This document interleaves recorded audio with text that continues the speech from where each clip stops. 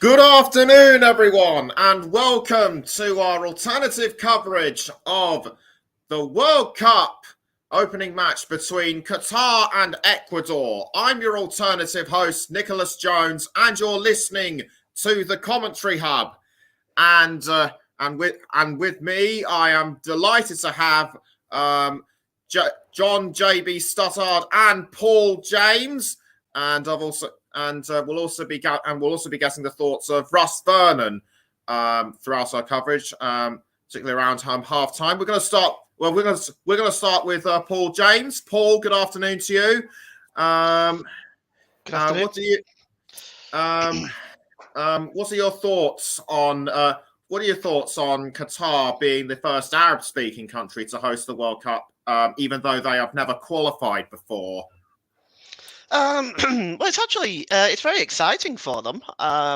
They've got they're a fairly young country in terms of their independence, so they are in a pretty good position really to host this World Cup. They've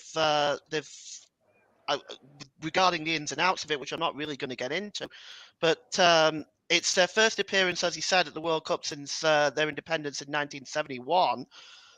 They came close to qualifying in 1990.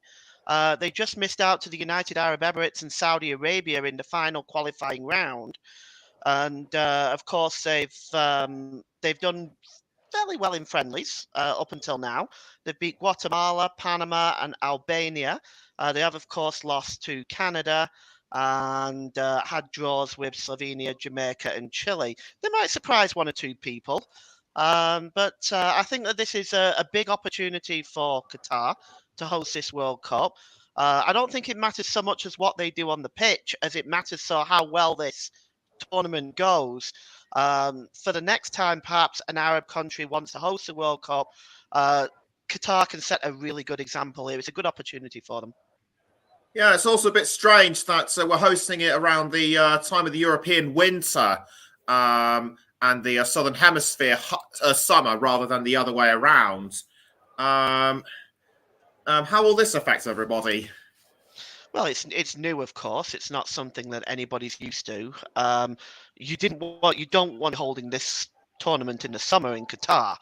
I mean, there's already reports coming out that the England national team are struggling with the heat in training, and there's nothing like what it would be like as a Qatari summer. If we're going to have it in Qatar, it has to be held in the winter.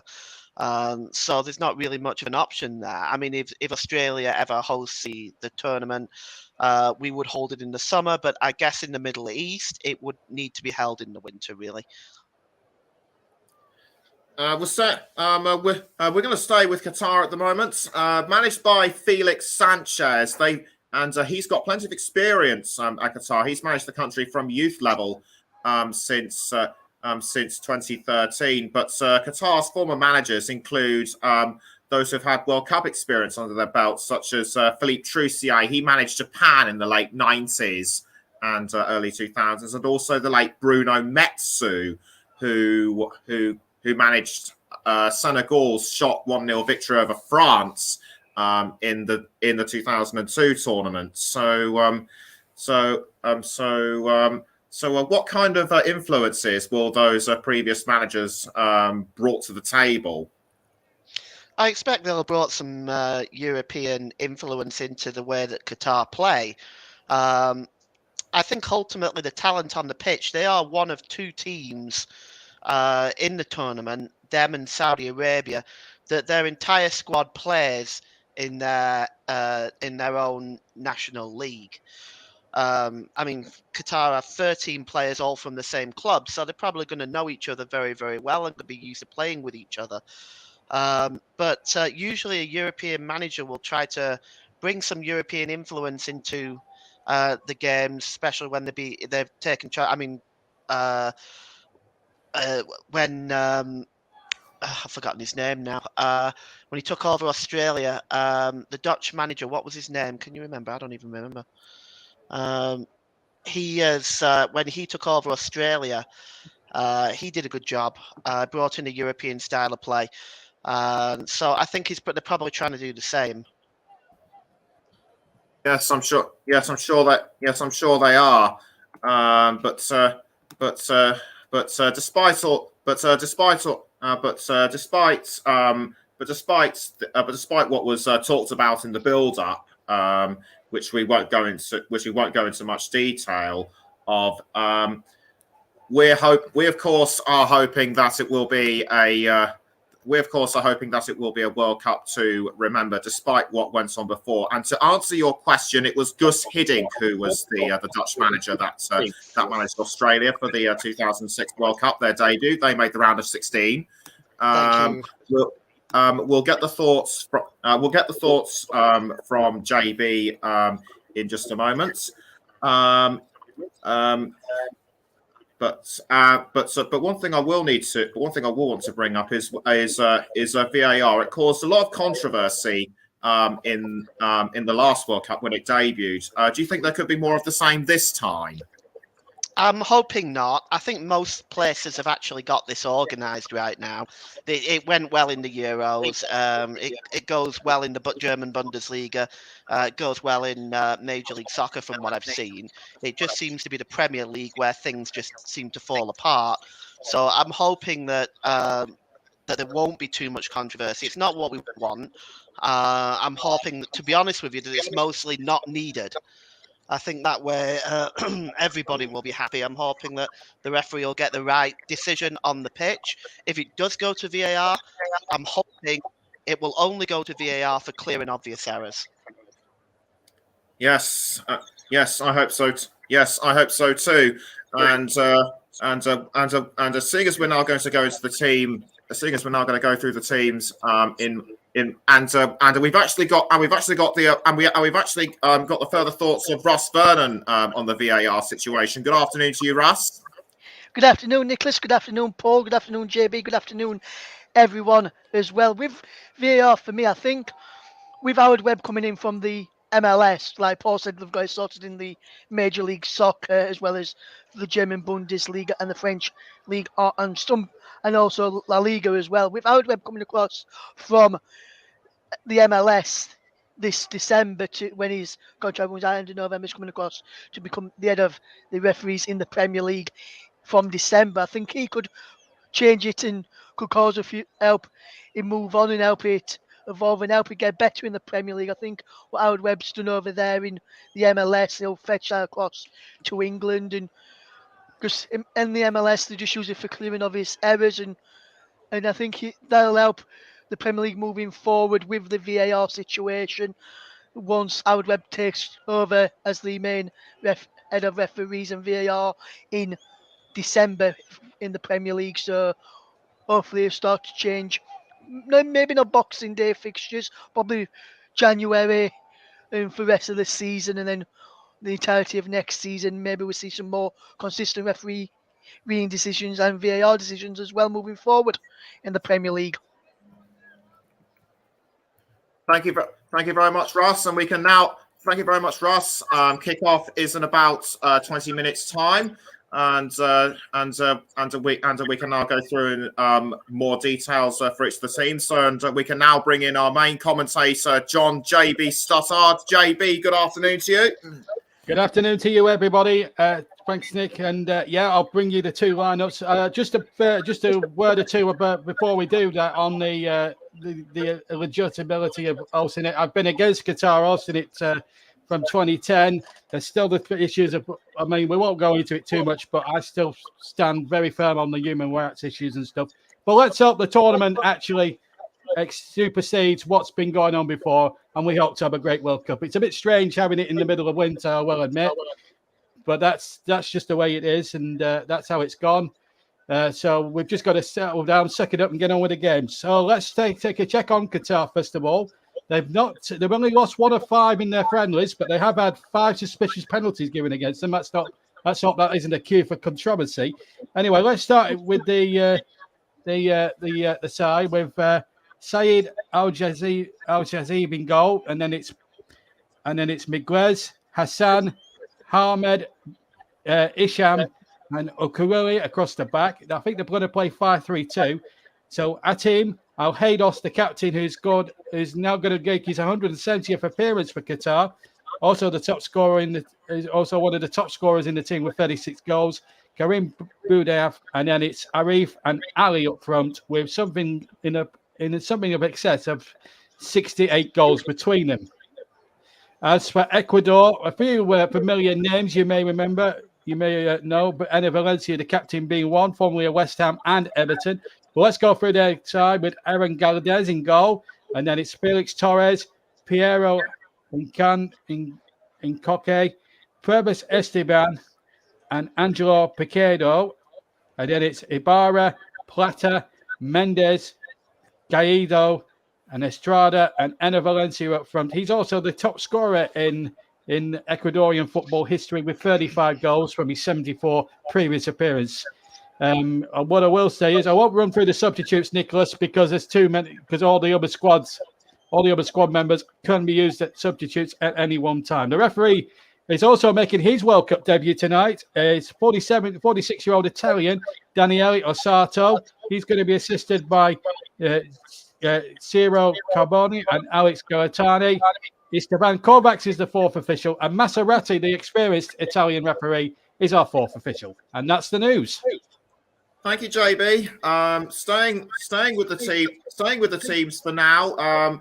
Qatar, the 2019 Asian Cup champions, they've also won the Arabian Gulf Cup 3 times. On paper, they appear to be the underdogs, but there have been opening match upsets in the past. Look at what Senegal did to France in Japan 20 years ago. Do you think there could be more of the same this time? No, I mean this game, Nick. I'll be honest with you, Nick. This game on paper is a very tough one to call because the thing is, Ecuador, we know about their runs in the last 16 years back. Qatar is an unknown quantity, especially to me. But they, as you say, won the Asian Cup, beating Japan in the final, incidentally. I don't know. If they're going to swing a surprise or two, they'll need a bit of luck along the way. We know about. We've seen surprises in the World Cup down the years. However legitimate or illegitimate they have been over the years. South Korea in 2002 being one example. Although you'd have to ask the fans of Italy, Spain, and Portugal how they feel about that. But I think, Qatar will give it a good go. I'll be honest with you, Nicholas. I don't think they'll get out the group. They'll give it a go, but I just don't think. You would expect really as deeper as the tournament goes into, all the leading likes, your Brazils, your Argentinas, your Englands, your Spanish, all them kind of teams to rise to the surface. I'd like to see an African team. I'd like to see Japan and South Korea get a bit far this time, but I just can't see it happening. But you never know. Stranger things have happened in football, and I don't like to make too many properties when I'm commentating because I'm a bit like Murray Walker in a way, like he used to be in the Formula One. He'll prophesy something, and then something completely different happens. But let's just hope. Well, I will try and prophesy one thing, because I don't have many 0-0 draws. But I will say this: the last time Paul James was alongside me in the com box for the League Cup final 8 months ago, it finished 0-0 after 120 minutes. Let's hope that is not the same scoreline this afternoon. you and your prophecies, JB. Ecuador. They're a team we know more of. They qualified third in the CONMEBOL qualifying stage, and they conceded only 19 goals, which was impressive. So they would seem to have more of a chance. And in terms of injuries, there's only one from each. Abdul Arak of Qatar and also Joao Rojas of Ecuador. So both sides should not be affected as much. And the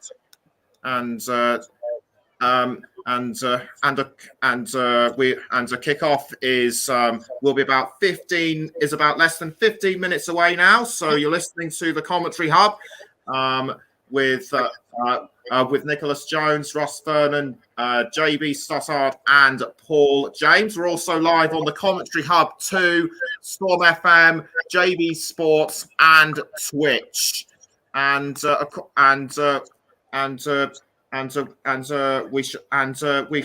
can now before we go into before we get into the main parts of the game, we can now ask JB and Paul what they think the score is going to be. Starting with JB, what's the score going to be? And we'll also get the thoughts of Russ as well. I will actually start with Russ. What do you think the score line is going to be, and why? I don't really know much about the Qatar side, and I don't think anybody on here really does either, Nicholas, to be quite honest with you. And for me, I can see Ecuador winning this quite comfortably. You know, quite a lot of their players. Estepinian plays for Brighton now. Caicedo plays for Brighton, and Valencia, former West Ham player, now at Fenerbahce, doing fairly well with Fenerbahce, is Valencia, and as JB mentioned, is their top scorer in Ecuadorian football history. So for me, I think it's going to be a long night, afternoon, depending where they are in this. What people listening to this, or morning for Qatar. And I think Ecuador's going to win quite comfortably. I'm going to say 3-0 to Ecuador, with Valencia getting 2 of the goals. I'm not sure who will get the other one. Okay, so an easy Ecuador win, according to Russ. Do you feel the same way, JB? Well, I'll just go back to the last bit, really, when I said it. I hope it's not a 0-0 draw. I'm going to sit on the fence, really, on this one, because I'm the commentator and I don't want to jinx one team over the other. I'm out with everyone. I'm saying totally unbiased because I have to. But what I will say is, as long as both teams give a good account of themselves and put on a terrific show for everybody tonight, I think that's the more important thing. And we get a good start to this World Cup in terms of good football, in terms of both teams actually giving a good exhibition of good attacking football, which we all want to see every day when we watch a football match. And regardless of what the scoreline and who wins, as long as football is the main winner at the end of this first game, and it sets a good standard for the rest of the other teams from tomorrow onwards, England and Wales being just 2 of them, to actually stick to those principles and then probably raise the bar a little bit.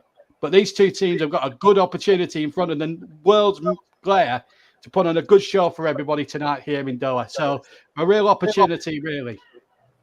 And Paul, what do you think the scoreline is going to be? Well, I'm just going to say 0-0. No, I'm just kidding. Not really, though. Ecuador have got 1 goal in the last 5 games, in the last 5 friendly games. That we know. Yes, we don't know a lot about Qatar, but they have scored a number of. They've been fairly free scoring in their recent friendlies. I don't know. It's a difficult one because I don't know. I know so little about Qatar. I've seen Ecuador play in the Copa America, but I'm going to say that this is going to be. I'm just going to say 0-0. Then I'm not going to upset anybody.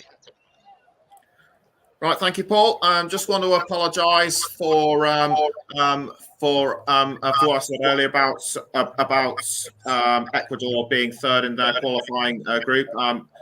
It was actually they actually finished 4th. So thank you to Paul, and so thank you to Paul for correcting me on that one. I also checked again on my monitor just to make sure it was absolutely correct, and it was. So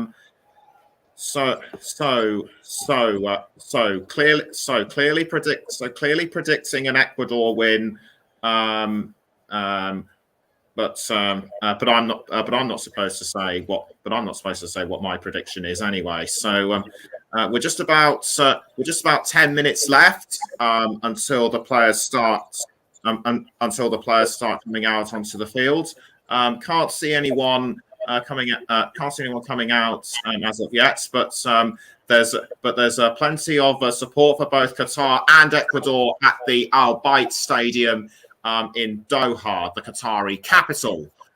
So they're jumping up and down, waving their scarves and flags as any fans would, and to see a multitude of colours and a mixture of fans of all nationalities. It's just something to see, and we've also had the opening ceremony, which started around sort of 45 or so minutes to we started around 45 or something minutes ago. Plenty of youth and experience for both Qatar and Venezuela, such as 21-year-old Moses Caicedo,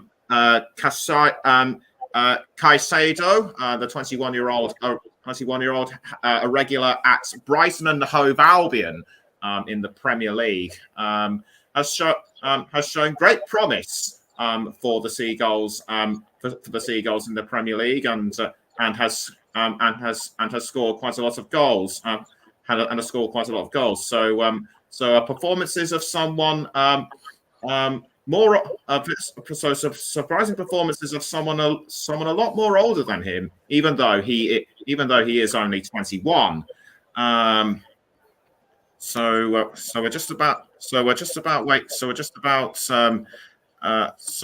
teams are still yet to come out now, and Pervis Estupinan, he started 17 qualifiers, more than any other Ecuador player. So he will have featured quite a lot during the CONMEBOL qualifying stage.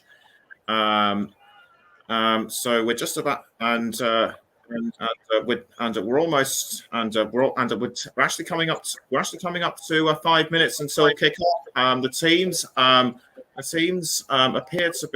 teams appear to be coming around at the foot of the tunnel, and the national flags and things that and the flags of both Senegal of Qatar and Ecuador are displayed on the pitch. Final speech from Gianni Infantino, the FIFA president. He and FIFA have worked tirelessly hard over the past couple of years or so to get this tournament ready, despite preparations being hampered by the COVID-19 pandemic. But he and the team have pulled through. So full credit to them. And so after a 3-year period of qualifying, where nearly 2,500 goals were scored across 865 matches between nearly 200 nations, we're now all set. We're now all set for the first game of the 2022 World Cup between Qatar and Ecuador. So without further ado, I'm going to hand you over to our commentators, Paul James and, first of all, JB Stuttard. Thank you very much, Nicholas Jones, and welcome to this World Cup, the 22nd and the first ever to be held on the Far East, but in the Middle East. And what a game it promises to be between two teams with very much not much in football pedigree, although Ecuador's got more history going for it than Qatar. Although Qatar, as Nick said in the build-up, did win the Asian Cup 3 years ago. The team's now walking out. We'll bring you the two anthems in a second or two. But what an atmosphere. And it's been rather controversial. Nicholas was referring to Infantino, the president of FIFA, but his outburst yesterday was totally uncalled for, really, in some respects, to criticism from Western journalists about human rights and stuff and not like that. But we won't try not to dwell on that too much. But a good reception for the teams here as they walk out into this vast arena here. Must be at least 80,000, if that. The opening ceremony, not something I enjoy very much. You just want to get on with the football now. But it's really up to them, these two sides, to really set the precedents and the standard for the other 63 games after this one that lie ahead. We're going to pause for a moment or two here for the two national anthems.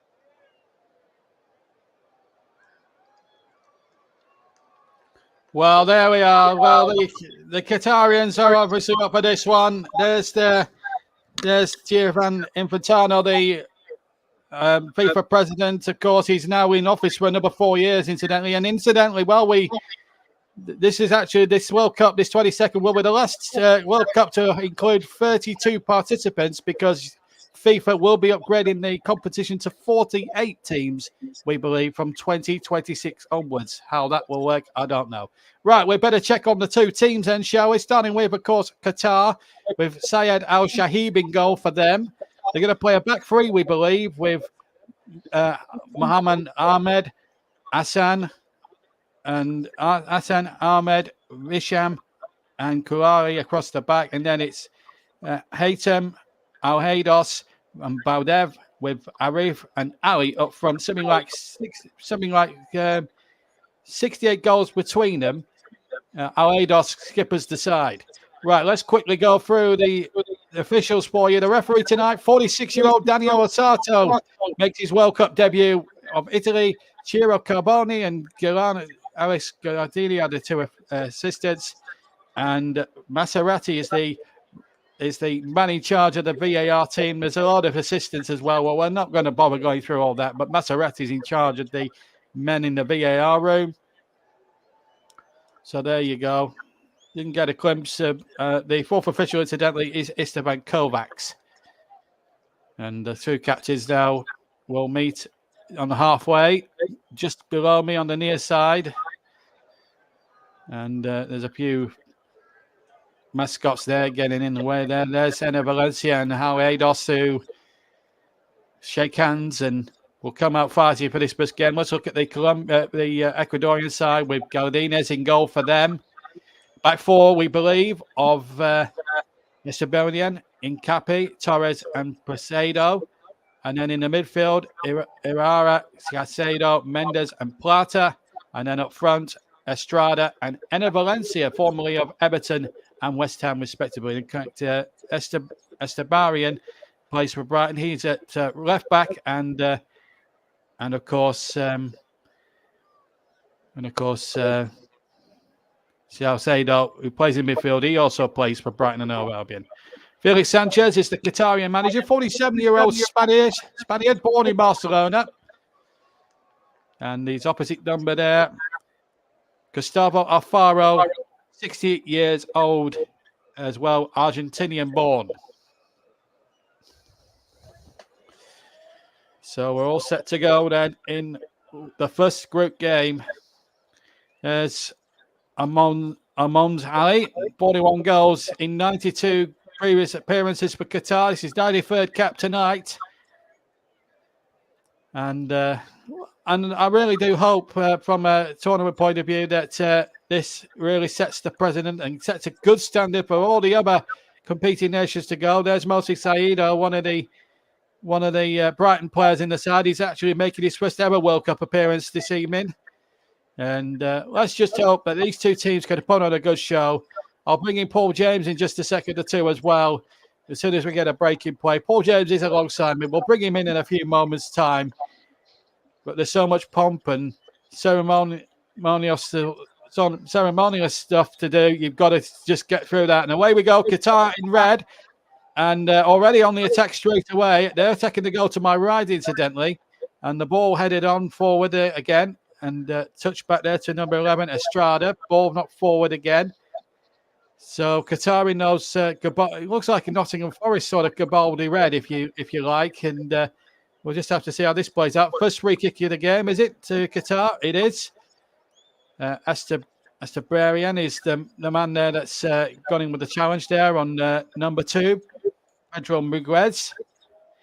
And a free kick already, taking very much short. But let me bring in Paul James at this point. PJ, now you've predicted a 0-0 draw. If this turns out to be a 0-0 draw, you're in for it after we come off air, Sunshine. But really, from a joking aside, how do you think this game's going to go? Really, from a neutral's point of view, shall we say? Well, I'd like to see goals. I think we'd all like to see goals, and I think it's an excellent opportunity for both teams to kind of put their foot down early on, because this is a game really that both teams need to win, with Netherlands and Senegal being the other teams in the group. So very important that both teams get off to a good start. Yes, and they play off tomorrow, of course, the Dutch. And, of course, we haven't really talked much about them, really, in our World Cup build-up. There's an Ecuadorian player gone tumbling there, and I think it's Salcedo has gone down. Pedro Miguez is there too, on the scene. Let's just see what happened. It was them two again. They're having a little bit of a running battle there. Did Salcedo run into Perez, or was it Miguez, or was it just a case of Miguez obstructing the Ecuadorian? Looked like a bit of an obstruction there, to be honest. I think it's important as well that the referee keeps it nice and calm and doesn't get too excited early on as well. Yes, a word about the referee, incidentally, Orizato. He's a 46-year-old Italian. It's his first ever World Cup game, and I'm sure there were a few butterflies in his stomach. Now, the Qatari wall, if you can call it a wall, is not the requisite 10 yards back. And I hope the referees try and referee it with a great deal of common sense. So many tournaments through the years, as the ball is played in there, the goalkeeper didn't get a good punch on that ball, and still a chance in the penalty area, and Ana Valencia has scored already. Well, Paul James, your bushes has been spared, because Ana Valencia, within 2 3/4 minutes, has given Ecuador a surprise, a shock early lead, really. And what a start. And the goalkeeper there, Algie, wasn't a very good punch, really, and they kept it alive. And Ana Valencia, the former West Ham man, has made it 1-0 to Ecuador. Well, he came right through the middle, didn't he? He wasn't picked up by the defence, but you're correct. The goalkeeper did not get a good connection on that, and it left the forward Valencia with an easy header from 6 yards out. It's a good early start for Ecuador. I believe the goal is being checked by VAR now, though. Well, we'll have to see, but I don't think there's anything wrong with that. Although we said there was nothing wrong with Liverpool's goal in the League Cup final back in February, Paul, and look what happened there. Yeah, I mean, I can't see that. I mean, there's a couple of high boots, but they're not suspicious enough, in my opinion, to disallow the goal for any reason. I think that one should count. I'll be very surprised if they don't. But might be for a foul on the goalkeeper, JB. Well, I didn't see any foul on the goalkeeper potentially, but he came for a ruck of bodies, and he didn't get, as we said, he didn't get good purchase on the punch. So I think the goal ought to stand, but you never know. And the goal has been given, so the goal is going to be awarded to Ecuador, and I think the correct decision. The Qatarian coach there, Felix Sanchez, turns away in disgust, but a good start for Alfaro's team. Although from his expression, you wouldn't really show it. I'm sure it's has it actually been given? I'm not sure now. It's still in conversation. Hang on. Have I been? Oh, he's given a free kick. He's given it the other way. The goal isn't not standing. Well, that has baffled me. has the goal not stood? It hasn't doesn't look stood. like Wow. it, JB. Yeah. I'd like to see that. Honestly, Paul, I'd like to see that again. Again, I mean, 4 years ago when they brought this system into the tournament, I got confused. I've just seen a replay there, and they freeze-framed it, and it looks as if he'd come through two of his own players. Now, if that's been given for that, then that's absolutely ridiculous. Well, this is it, isn't it, JB? I mean, the one thing I said to Nicholas at the beginning was I was hoping VAR wouldn't play a part. And here we are, me and my big mouth again. Inside 7 minutes, we've got VAR giving. I agree with you. I initially thought, well, maybe it could be for a possible foul on the goalie. It didn't look much to me, and I think the goal should have stood. Personally, I think that's a pretty harsh decision, to be honest. Yeah, and Maserati, who I always give him credit for as being one of the best referees in modern generations, I'm afraid he's got that one wrong. And that, from a commentator's point of view, that really winds me up. It really does wind one up when these things happen. That looked a perfectly legitimate goal. And yet again, FIFA and controversy not far away again. Here's Maguires now coming forward. Can Qatar now? Well, they're out of jail, really, the Qatarians in that respect, because they should be a goal down, really. But there you go. That's just the way VAR is. It looked a perfectly good goal. I mean, the goalkeeper had come through two of his own men. That's the point. And it baffles me that Maserati, an experienced and good, high-quality official that he is, could give a decision like that. That is a disgraceful decision, I'm afraid. Anyway, let's see. As Chazezo plays the ball over to Estepan. The two Brighton players passing to each other at the moment. If I do mispronounce a few of these players' names, I do apologise. It's the first time I've ever covered these two teams in any sort of game, so I haven't really had too much time to familiarise myself with this too much. But we'll do our best here, Paul, James, and myself in the commentary box. We're live here on JB Sports at Storm FM, TC Hub itself, and TC Hub 2. We're also live on Twitch for the record. And if you want to check out our Twitter handle for all the news and views from the World Cup in between our live games, you can check out that commentary live one. And we will have our player of the match, of course, sponsored by Barry Swain's commentary services. So we'll still have our supplementary award, as we always do for live TC Hub matches, whether they're in this competition or in domestic league football. As the ball is played forward towards Enner Valencia, who tries to nod the ball back inside the area. Ecuador attacking the goal to our left, incidentally, in those yellow shirts.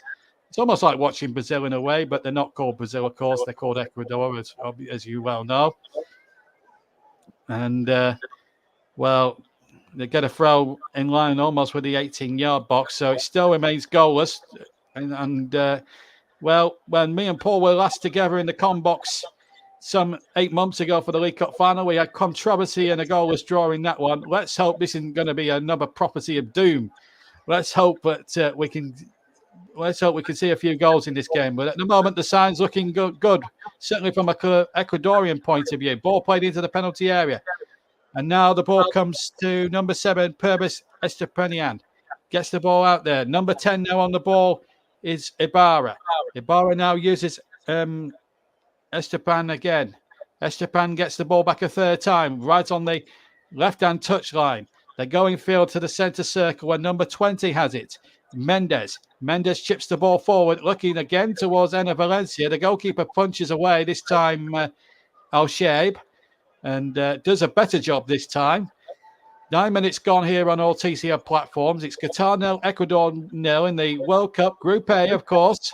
Netherlands kick off their campaign in the group tomorrow, sandwiched in between England against Iran and then Wales, of course, taking on the US. And you can hear all three matches live on the TC Hub. The England one commentated by our host this afternoon, Nicholas Jones. And he's really looking forward to that. He's not tired of telling us how much he's looking forward to that one. Free kick against Qatar for a foul on Enner Valencia by Bassam, number 15.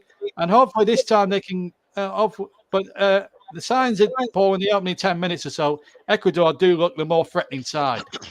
Yeah, they do. They definitely got most of the possession and trying to press the game more. That didn't look a free kick to me, by the way. That it looked like he went down far too easily there, although there was contact made. Russ also advised us as well that the goal was chalked off for offside. Although, like I agree with him, I couldn't see where the offside was. Well, it swings and roundabouts, really. But if Ecuador were to score for that free kick, which they haven't, it wasn't a very good free kick, really, by Echeprian of Brighton. It wasn't the best free kick we've seen him put in. But if they are to score in the next sort of 10 minutes or so, then all that controversy will be erased, that's for sure. Anyway, a throw to Ecuador.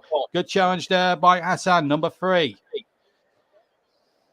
10 minutes gone. Qatar starting to hold their own a bit. And Hassan there with a really robust but fair challenge there on number 19, Plata, who will work on that right-hand channel in this first half. It's going to be a throw-in to Ecuador, almost on line of the Qatarian 18-yard area, headed forward again. It was towards Estrada, and it's nodded behind for a corner now to Ecuador. Came off Gahuki.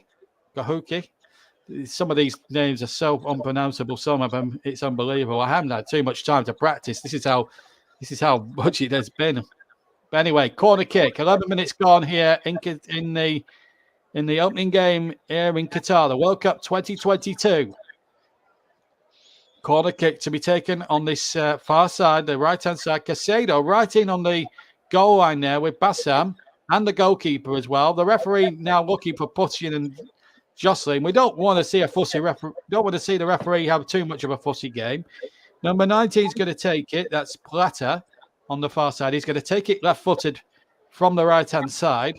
And again, a bit of pushing and shoving going on. I wonder if we'll have to watch all this little mini battles inside the penalty area. Plata to take the free kick. And Casado right in there and Assam as well. It's going to be a little running battle. Anyway, here comes the corner. Floated in towards the 6-yard area. It's headed away by Qatar. And out for another throw to Ecuador. Midway inside the Qatarian half of the field. 12 minutes gone. Qatar 0, Ecuador 0 in the World Cup. Group A. Live on a Sunday afternoon. Opening match. And, of course, they had that opening ceremony with the Black Eyed Peas. Not exactly as far as my musical taste goes, not exactly my cup of tea, Paul. I'm more Rolling Stones and Emerson, Lake and Palmer and Beckman Turner Overdrive sort of fella. Yeah.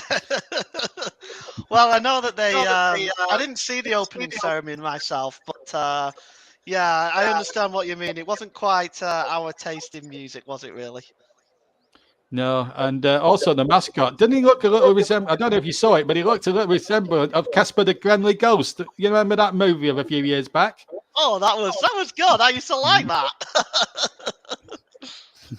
Now then, they've just now this isn't interesting. His actual leg is offside. This is how the goal has been. We've just had a replay come through on our monitors here, folks, of the goal that's been why the goal was disallowed.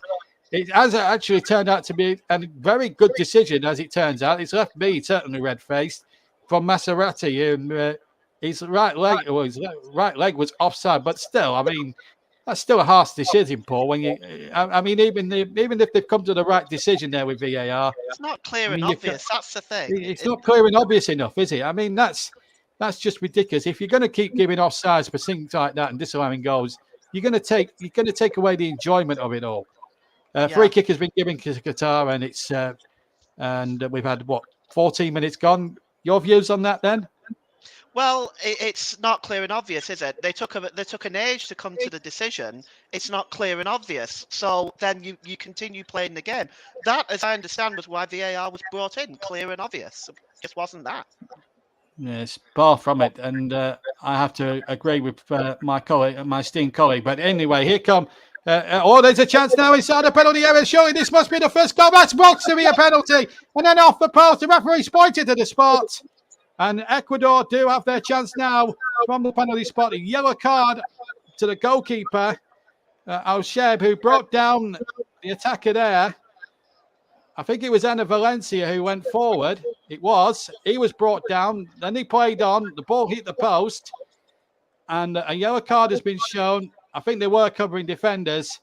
But Ecuador do have a penalty, Paul, and I think it might be the correct decision, both the awarding of the penalty and the yellow card for the goalkeeper. Yeah, I believe it was a penalty. He didn't make a huge amount of contact with him, but the fact is he made it with his leg. So when you're running, any kind of contact on the leg can make you stumble and lose your balance. I've no problem with that decision. That, for me, is a penalty. Yes, and the man who was fouled, he's going to take it. Valencia, who has 35 international goals from 74 previous appearances, he's making winning his 75th cap here tonight. Has a chance to, and he's also the highest Ecuadorian goal scorer in his long illustrious history. Could now make it goal number 36, the captain, if he can beat Al Shaib from 12 yards. 15 and a half minutes gone then in this Group A game here in Qatar. All the Qatarian supporters in their sheikhs outfits hold their head, hoping that the goalkeeper can come up with a miracle save as Valencia steps up, right-footed. Oh, easy as you like, cool as you like, sends the goalkeeper the wrong way. The ball goes into the right-hand corner, and Enner Valencia, who had a goal chalked out earlier on for a very dubious offside decision, finally does get his goal, and maybe, just maybe, for once, justice has been done. Qatar 0, Ecuador 1, 16 minutes gone, and Enner Valencia scores his 36th international goal, Paul. Yeah, it was a lovely penalty, wasn't it? Just nice and cool, right into the corner. Difficult even if the goalkeeper goes the right way to get to that. Yeah, absolutely. Good penalty. He gave the goalkeeper the eyes, and he showed a little bit there to the goalkeeper. The goalkeeper guessed wrong, obviously, sent him the wrong way, but the clues were there that he was going to go to the goalkeeper's left-hand side, and the goalkeeper chose the wrong option. And but Valencia made it obvious he was going to the keeper's left. But there you go. This is where goalkeepers really do have to really do their own work. But it was a definite penalty. Yellow card for the goalkeeper. The reason why he wasn't sent off really was because they were covering players around him. But Ecuador in front, 17 minutes gone. And I think on balance of play, it's, a deserved lead. And this is where now we've got to see the real Qatar now stand up and take notice as they come forward again. And they get, what did they get here? Now, is it given a corner? There was a run there by Miguez. He got a bit lucky on a couple of occasions, but then I think his luck ran out. Goal kick has been given. But now, what we will, as we just see, Al Shaib there, it's just been confirmed it's a yellow card for him. Now, this is where now the real Qatar, Paul, has to stand up. In fact, a free kick's been given for offside, we believe. But this is where now the real Qatar has to stand up and be counted now, because they're behind in the game. They really do now need to come out and attack and really give a good go of themselves, because at the moment, in the first 18 minutes of this game, they haven't really done themselves any justice at all.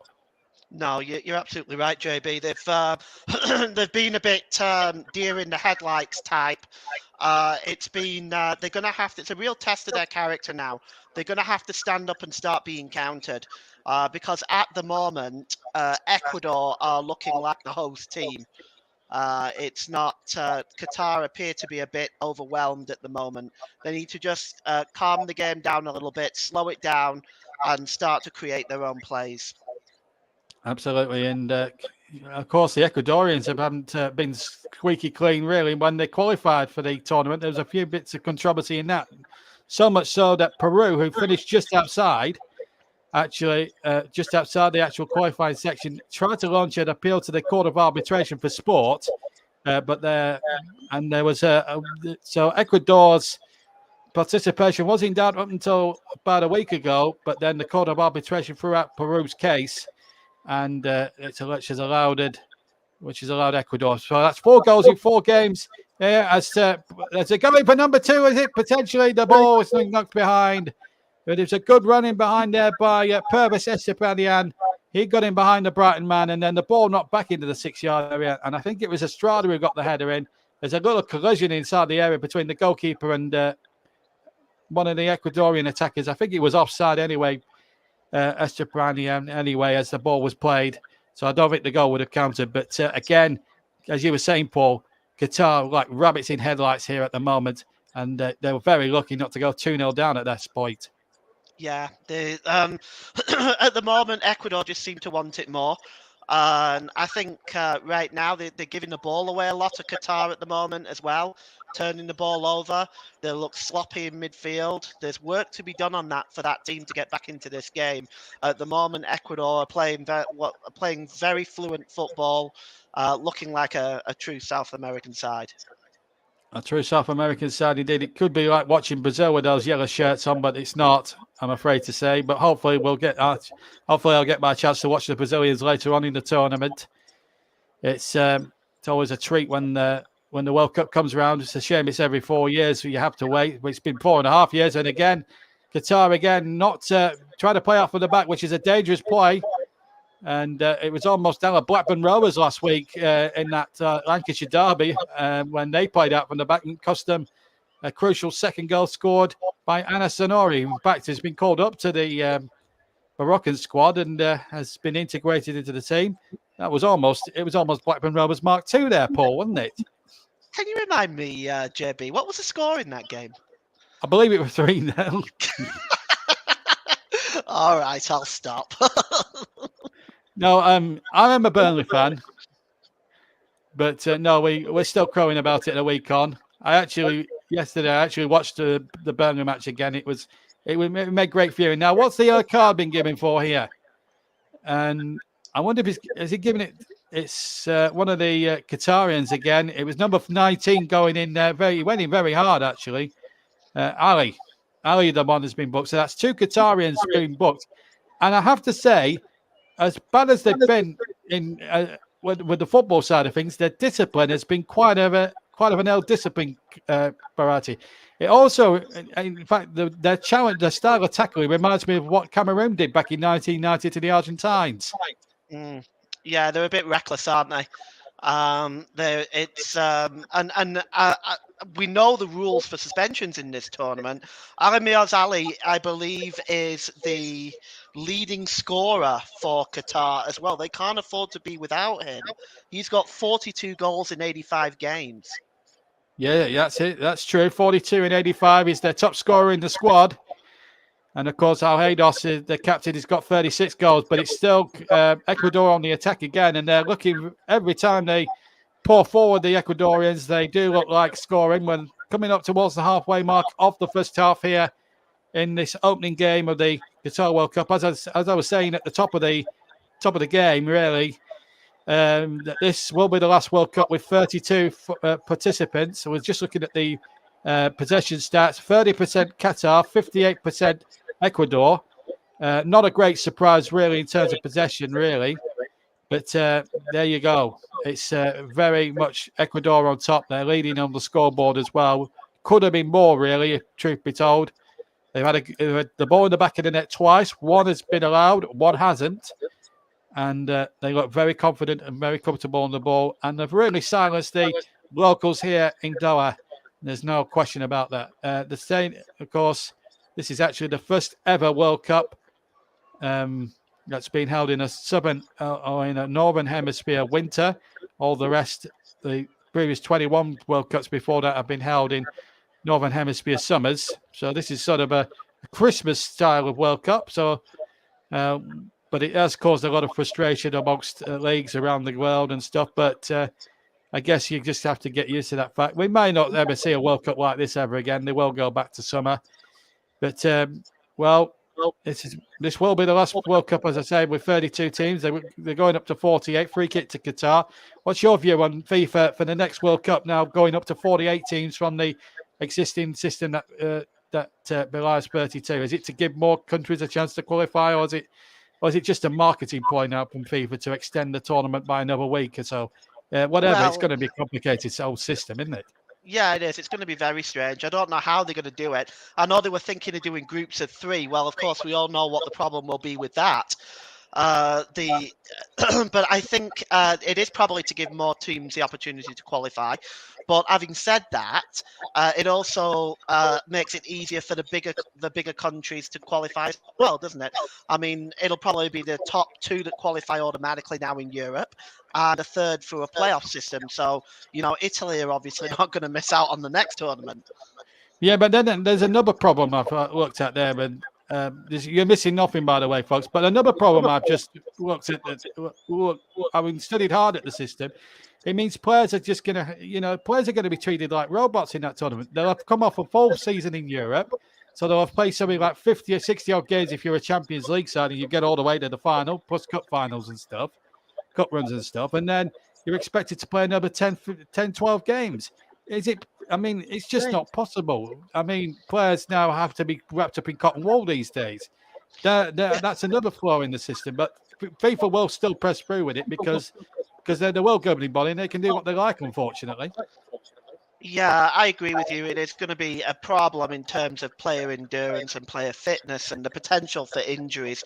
It seems we haven't learned a great deal from what happened with Christian Eriksen in the Euros last year.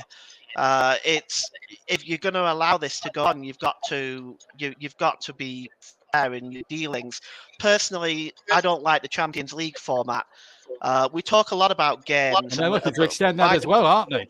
Yeah, exactly. So, this is not helping. The European Cup, as it once was, used to be a round of 2 legs, first round, second round, quarterfinals, and so forth. Why can't we go back to that? Why do we have to keep increasing this? Unfortunately, it's about money, and and another thing that annoys me with international football these days, the Nations League, it's another cash cow for UEFA, and of course FIFA will benefit out of that as well. So, that's just the way football is. We'd like to go back to the old days. It's just, unfortunately, money talks in this game of football. It's a business. It's not a sport anymore, which is sad, really, from that point of view. That's why you never hear Chris Whiteman really do many commentaries these days like he used to, because he's falling out of love with the sort of the modern game.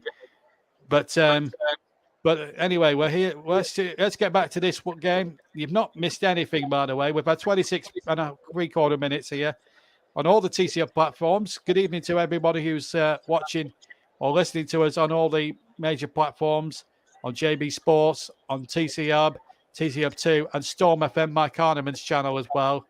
And of course, we're live on Twitch, so a big shout out to all our Twitch followers as well. And if you are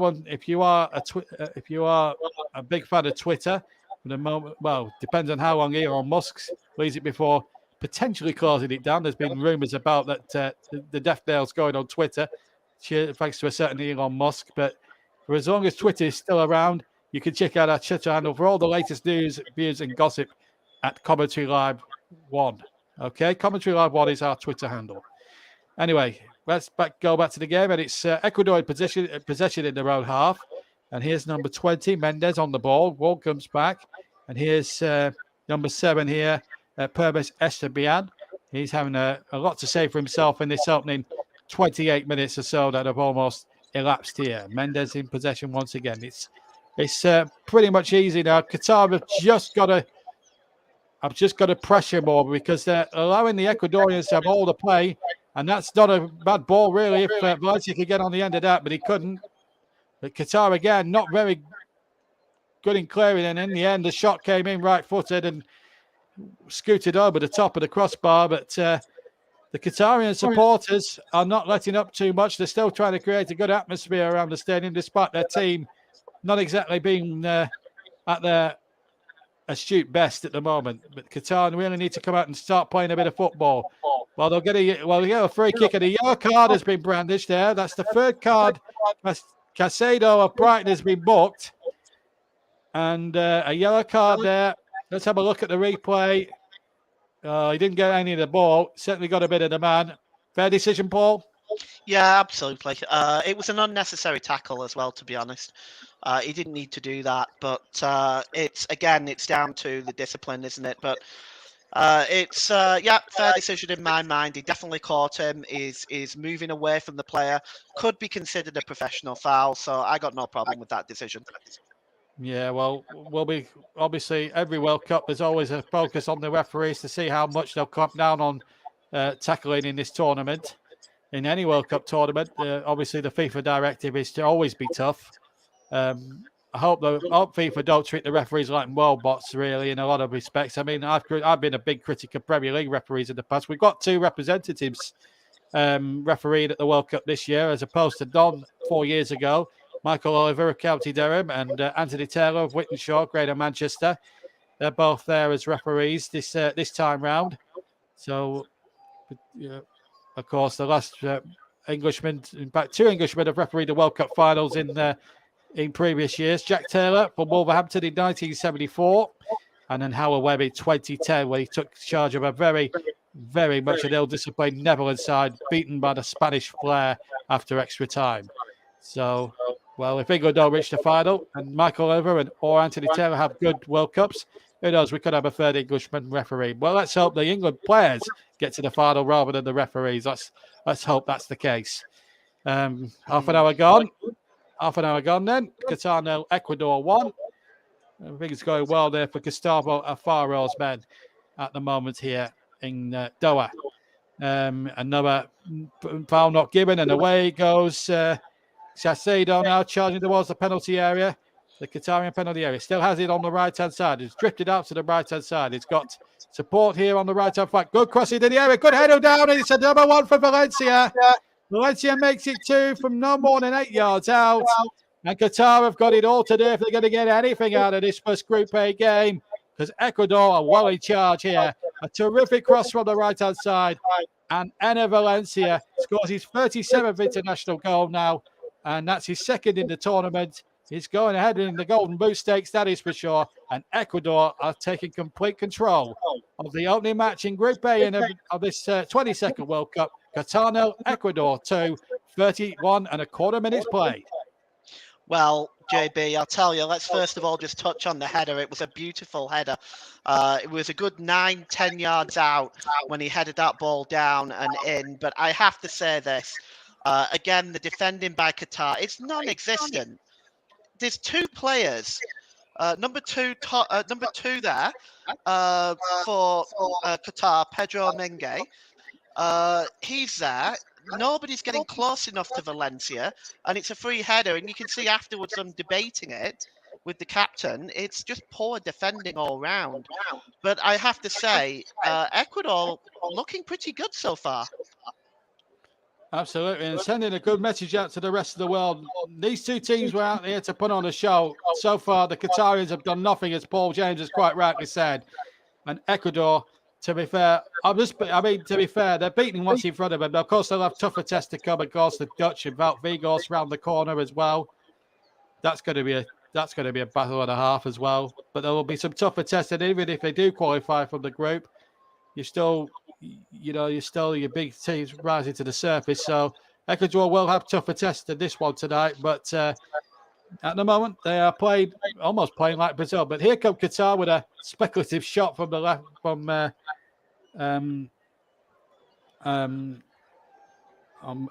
can't pronounce it. Hassan, number 3, Hassan with the shot. It goes well wide. It goes well over the top. But just seen there, as Paul James rightly says, static defending, ball watching every single one of those men in sort of dark red. It's just preposterous defending, really. It's feeble defending, really. And Qatar really do look like the whipping boys in this Group A, I have to be honest with you. And the togetherness there in the Ecuadorians is there for all to see. So plenty for Felix Sanchez, the Qatarian manager, to do. And then once again, another Qatarian player down. And remember, Miguez, I think Miguez could be in some sort of trouble. The referee going over to him. I don't think it's a card there. He came in very hard on Estranta, I must say, Paul. I'm amazed that was a tough challenge. I'm amazed he hasn't picked up a yellow for that, actually. Well, you see, this is a consistency, isn't it, when they're handing out the cards? Sometimes they're given for things that they should be given for. Other times they're not. This was one of them cases where I agree with you. Perhaps a yellow card should have been given there for that challenge. Well, nevertheless, it's a free kick to Ecuador, who are 2 goals clear and have been, by a lot of Coronation Streets, the better side, to be perfectly honest. Well, let's see if they can get a third one, but that would really put Felix Sanchez under a lot of pressure. His half-time team talk is difficult enough at 2-0. Imagine what it'd be like if we go 3-0 down before the break. Free kick comes into the penalty area. Again, the Qatar not clearing very well at all. And it broke for a second or two to Plata, who just couldn't control the ball. And in the end, Qatar did just about enough to get it away. But the ball now back with Galindez, who's practically been a virtual spectator in the 35 minutes or so that we've been playing. He's had hardly anything to do. But when you're a goalkeeper in the World Cup, you expect to have something to do at some point. Galindez in the Ecuadorian goal has had nothing at all.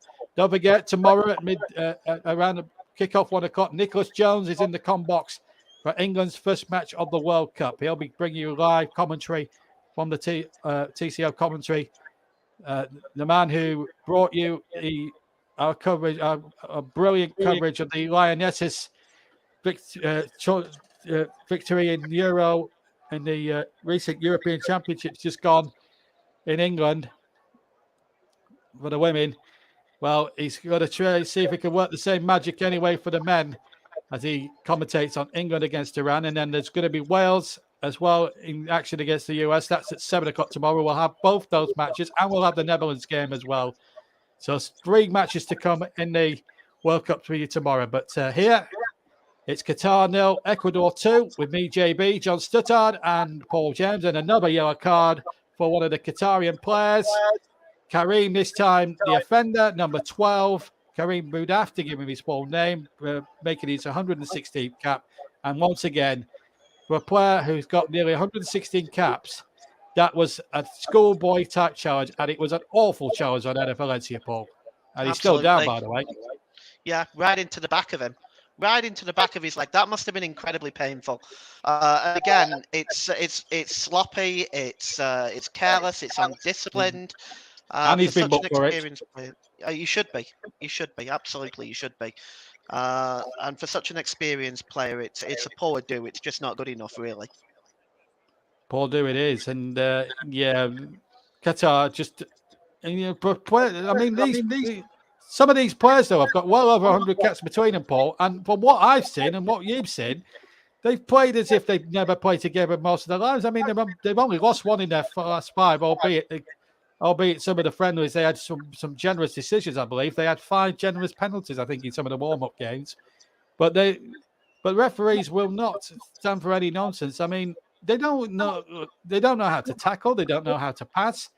And for a team that's got such vast experience, okay, they've won the Asian Cup and all that sort of thing, but it's a totally different league compared to the World Cup finals, surely. And they're being found out at the moment. We've seen 37 minutes of them. And my conclusion at this point, so far, they are being found out for the minnows and the whipping boys they were destined to be. Yeah, absolutely. And to be honest with you, 13 of this squad play for the same club, Al Sadd. They all play in their Qatari domestic league, so I suspect they should know each other fairly well. In terms of state spirit, but there's a look on Felix Sanchez's face that says a million words, and I don't think it's a face of happiness right now. It's a face of thunder because his team are badly letting him down at the moment, and that must be hard for the coach because he's gone in there with it. Let's face it, they are the hosts. They are expected by the hierarchy, the president, and everything else to try and do a good job and not embarrass the nation. But at the moment, for 38 minutes, I'm afraid they just haven't been good enough. They haven't been at the races, and to be quite honest, they haven't played as a team. And it's been so easy for Ecuador, not taking away from their brilliant performance themselves. Of course, you've got to beat what's in front of them, but Ecuador will get tougher games as the tournament goes on, and then we'll see the real Ecuador stand up. But it's been very much. But if Qatar now could, for the next 8 minutes plus injury time, could actually try some of the effort and try and get themselves back into this game, then we might look on them a little bit more favourably than what we had done. But it's been so easy for Ecuador at the moment. And here they go again. They're up again with Valencia. He's on a hat-trick, of course. I tell you what, he's making a statement, Eder Valencia, for the Golden Boot already. 2 goals to his name. And, of course, other players will start firing later on in the tournament, obviously. But Eder Valencia really has shown what he's all about, really. This 35 minutes has been played. And it's showing what a good player he was when he was at West Ham and Everton, Paul.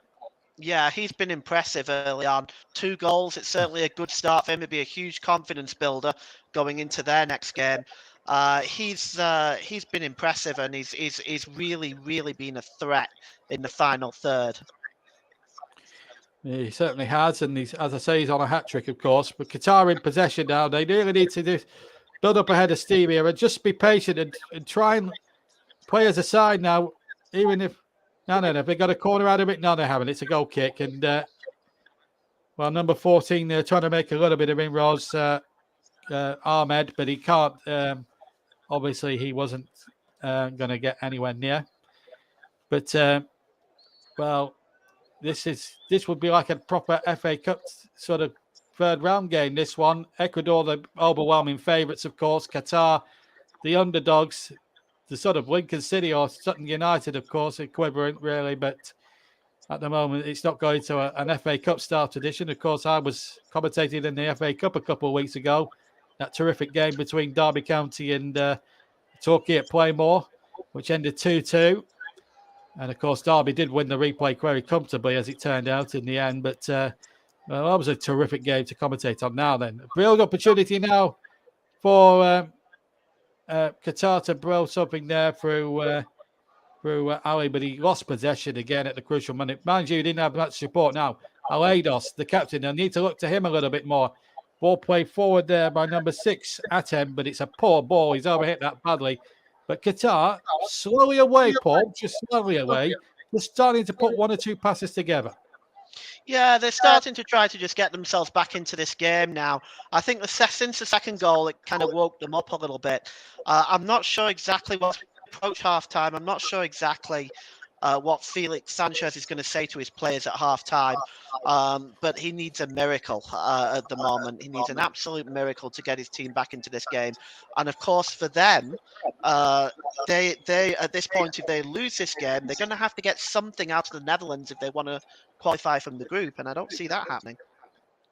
No, only the top 2 qualify, incidentally, from each group. No third place, best third place team like you see in the Euros. Purely and simply the fact that the last European Championships had 24 teams as opposed to the 32 that's in this tournament. So it's only the top 2 qualifiers. So the stakes are pretty damn high even at this early stage. But Qatar started to put one or two things together and started to stretch Ecuador a little. And they've got a throw. Good burying forward by number 14 there, Ahmed. There's another. Oh, that could be a bad blow player for Ecuador, because Enner Valencia, in making a challenge, has hurt his knee. There was an accidental collision between him and Boudaf, and this could be a real problem if he can't continue, Paul. Enner Valencia, he doesn't look too comfortable. No, he doesn't, and this is not what he or Ecuador would have wanted. I think at this point it looked like a nasty collision. So I would say hopefully it's just a dead leg, but we'll see. Well, at least the Qatarian supporters are not silent. They're trying to whip up some atmosphere here. Let's be fair. That's the only good thing that Qatar have done all night is trying to whip up an atmosphere. The team out on the field haven't done that much. Trailing 2-0, of course, at Ecuador. We're now into the final 6 minutes. Well, into the final 4 minutes, plus any injury time. But there might be a fair chunk, of course, for the disallowed goal with VAR and then this injury to Anniversary. The stretcher is coming on and it doesn't look very good. Let's just hope it's a precautionary measure, because Enner Valencia has started this tournament off in 5 penalties. I am pleased to say he's on his feet. So for a moment, it did look like a stretcher job. It might not be. Let's just see what they do with that. See what they put on that magic sponge as we now approach the stage where they'll have a halftime cup of tea and a cup of oranges as Enner Valencia is limping off the field. I'm not sure if there's any activity down below us in the bench, but one thing is for certain, Enner Valencia is feeling the strain. But he scored 2 goals and it's looked really, really good. It's going to be painful, that, JB, though, clashing like that. That looks very, very uncomfortable. Yeah, absolutely. So, if you heard me coughing, I do apologise. Anyway, we're back on the way now. And it's number 12 here on the ball, Badif. Gets the ball in there once more. Number 11 has it, Arif. And they got to break here. Qatar having a little bit of play on the ball. Al-Haydos knocks the ball back again. They're having a good little run of possession, but they need to do something with it. And they're running out of time, obviously. We're in the last minute of normal time here. Here's Miguez. He's trying to play a 1-2 down the right-hand channel, but the ball is knocked away, and Ecuador have possession. Anna Valencia is receiving treatment, and in fact, he's back with us now on the field. And it looks as if he's walking a little freer, but not fully freer. I think what Gustavo Avaro has just said to him: just give it until half time, see how you feel. We'll try and patch you up at half time. I'll try early at half time, and if you're not ready to start the second half, we'll substitute you. I think that's the impression that I get. We're into injury time. We don't know how long it's going to be, and it's going to be 5 added minutes, and that's not a great surprise, Paul, considering that we had about 3 or 4 of those minutes for that VAR decision, which wasn't clear and obvious as it turned out. Break it to Qatar. Yeah. Meanwhile. Yeah, it's true. I mean, it's the 5 minutes is probably justified also with Valencia being down as well. Going back to what you said about Valencia, I agree with you. Perhaps it's time to, see if he runs it off at half time. If there's any sort of doubt, they should consider taking him off. They're very much in control of this game. Yeah, and Qatar don't particularly look a great threat, although they have had a little bit of possession in the last sort of 3 or 4 minutes here. But at the moment, it's going a little bit sideways rather than forwards at the moment, and that's down to the good tactics of the Ecuadorian manager, the Argentinian Gustavo Alfaro, who is tactically got it spot on at the moment. We played a minute of the 5, 4 to go, and here comes Arif trying to get something moving here now. Number 15 has it. Isham gets the ball out, and now looks for Hassan. And Harif gets it forward. Still 2-0 to Ecuador. Enna Valencia with both, one from a penalty and the other a terrific header on the half-hour mark, giving Ecuador a very comfortable and commanding 2-goal buffer. As we now go into the dying embers of what's been a very, very enjoyable first half from an Ecuadorian point of view, but we've been really enjoyed some of the football that Ecuador have really played. Unfortunately, Qatar, you can't really say the same about them. They, in a nutshell, have been poor. And for a team that has so many caps between them, about 600 odd caps between them, it has been very, very disappointing to watch. But and they haven't done themselves justice in their first ever World Cup finals game. And we could talk about how they bought the World Cup or how they got the World Cup from Sepp Blatter all those years ago, and that still will be debated until the cows come home. But the fact is, Qatar have been shown up to be a very poor side in this 45 minutes. But they've got possession here on the far side, but just can't get anything going at the moment. And if you want my opinion on who should have had the tournament, it should have been Australia, just over the United States. They held it in '94, so they held it in a lot of terms very recently. But 28 years since they held it, so considering other countries haven't held it before. Would have been nice for the Aussies to have had it, but it is what it is. And unfortunately, Qatar have really not done themselves justice on the biggest start of their footballing lives so far. But you never know. They might surprise a few people in the second half. I hope so anyway, for their sake as much as anyone else's. Well, let's check on Paul. Let's go to you, Paul, now for one final time before half time. Your impressions of what's been a very domineering first half from the Ecuadorians. Domineering is right. They've been very much in control in this game. I hate to sound disrespectful, and I don't mean to, but it really has been almost like men versus boys. Yes. Ecuador have dominated the game from beginning to end, to be honest. And at the moment, they're not looking like a threat. I haven't really seen any real chance from them yet. Yeah, to the extent that Gadidez, the Ecuadorian goal, has not even had a shot to save from memory. And that is a bit of disappointment from a neutral point of view, because we all expected Ecuador to play football, but we also expected Qatar to really contribute something towards this as well. And frankly, it's been disappointing. We've got a minute to go now of the 5. As soon as the half-time whistle goes, we'll be heading back to the studio and to Nicholas Jones in our World Cup studio here. But at the moment, it's been a very disappointing first half. And I'm sure Nicholas and Russ Burden, who's our special guest this afternoon, the brains behind, or part of the brains behind this brilliant channel that we've got here at the TC Hub, will chew the fat on the first half. I'll get myself a nice cup of tea I brought me Darjeeling along to Qatar for the tournament. Yeah, I can't be without my English tea. I'm a Lancastrian, but I drink Yorkshire tea. I drink Yorkshire tea as well. Oh, that's really good. Yeah, well, I got converted by family. So I used to be a PG drinker, but I got converted by close family and friends. So they begged me to drink Yorkshire tea, and I've not stopped drinking it ever since. Anyway, chance in for Qatar inside the 6-yard area. And it was a chance in there for Almeire's Ali. 42 goals behind him in 85 internationals. That was the glaringest of chances, and it would have put Qatar back in business. He just had to hit the target ball, and he just couldn't. It speaks for their entire first half, doesn't it? It's that's it right there. Their entire first half. Yes, he's misheaded it as well. Essentially, he's hit. He's trying to nod it goals. It's come off the end of his nose, and it's gone well wide. And that was the last act, incidentally, of the first half. Well, Ecuador in complete control, apart from that one chance, of course, at the end. Qatar have been frankly quite disappointed, really. They haven't even tested Galdinas at all. Valencia with a penalty on 16 minutes and 31 minutes. He also had the ball in the back of the net a third time before that, but it was disallowed with a right leg being offside in the build-up.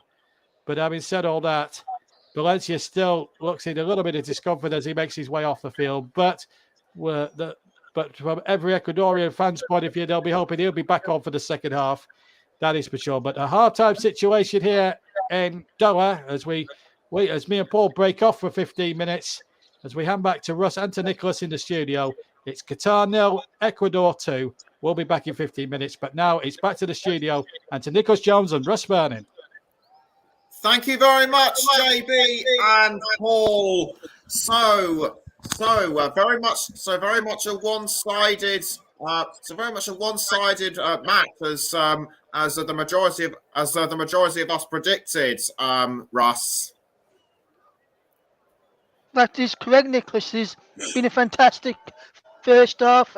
I still can't work out why the first score, which was ruled out by VAR, was offside, because I've been looking at some pictures I've seen, Nicholas, on the internet while the game was being played on that first goal, and there was another Qatari defender behind the goalkeeper, so I can't work out how it was offside, but I think Ecuador deserved that lead, and like JB said, Ecuador fans around the world will be hoping that Enner Valencia's injury is not as bad as first feared, and he can continue and hopefully help his team get some more goals in the tournament. And Almoez Ali, who was booked earlier, he came excruciatingly close to leveling it for Qatar. Did you actually think he was going to do it? It came very close, Nicholas. I didn't think he was actually going to do it, because I think. Reduce the deficit. Yeah, I don't think he was going to do it, Nicholas, because I think when you look at the Ecuador defensive doing really, really well, and the goalkeeper is a lot stronger than the Qatari goalkeeper and back five, and that's no disrespect to the Qatari goalkeeper or defenders. It's just that Ecuador defenders seem to know a little bit more what they're doing. The Qatari defenders, for me, Nicholas, were like they've just picked 4 players off of the defense, 5 players off of the street, 6 if you include the goalkeeper, and said, "You come and play for us today." They look all disjointed, and looks like they've never played a game together before. Whereas the Ecuadorian side, they look a bit more solid and know how to play with each other, and they seem to know a bit more cohesion about them compared to Qatar. And I don't mean to sound disrespectful there to Qatar. It's just my opinion on what I've seen in that first half. Yeah, absolutely. So what will Felix? So what do you think Felix Sanchez will be saying to the team during halftime? Because, like JB said in commentary, he had a face like thunder. We appear to have. Yes, he did. Yes, he did, Nicholas. Sorry about that, mate. I called the wrong button on my headset as I was coming to speak to you, my friend. So, as I was saying, yeah, he did have a face like thunder. And I think he'll be giving the Sir Alex Ferguson air dry treatment, for those who can remember Sir Alex Ferguson giving the air dry treatment out to his players when he was in charge of Manchester United. I think it'd be something similar to that. With probably some expletive words in the language and some words of encouragement as well.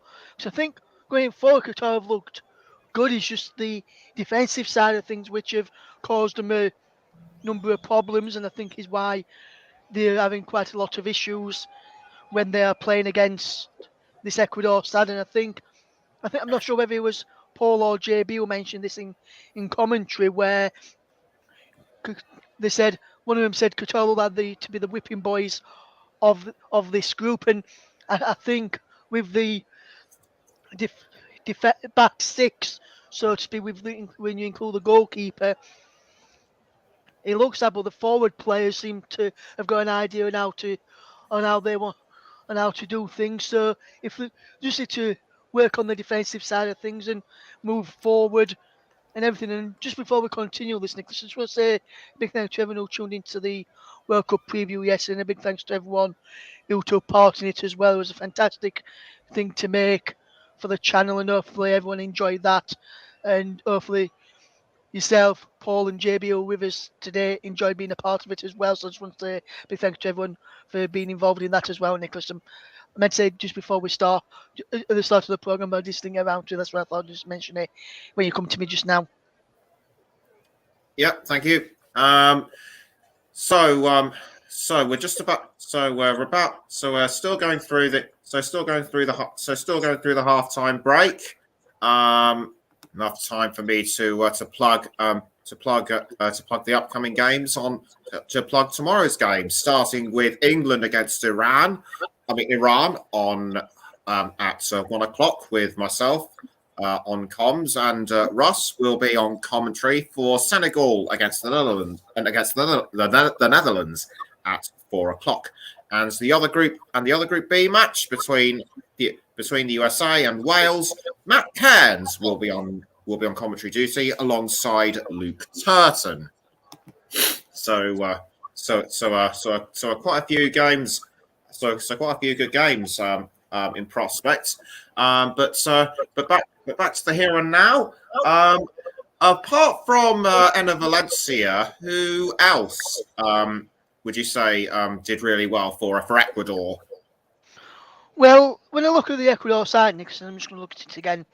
Who started the game today? We know a couple of players. We know some of the players who play for Ecuador, who play in the Premier League. There's Estepinian of Brighton, Caicedo of Brighton. They've looked good.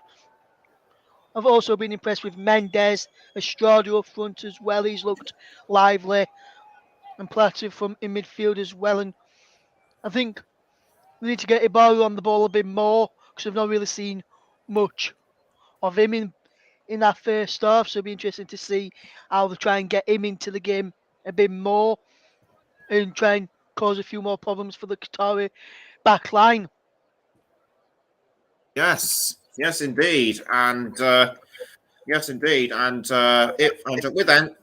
Ecuador being on so much of a roll, do you think they'll add more in the second half?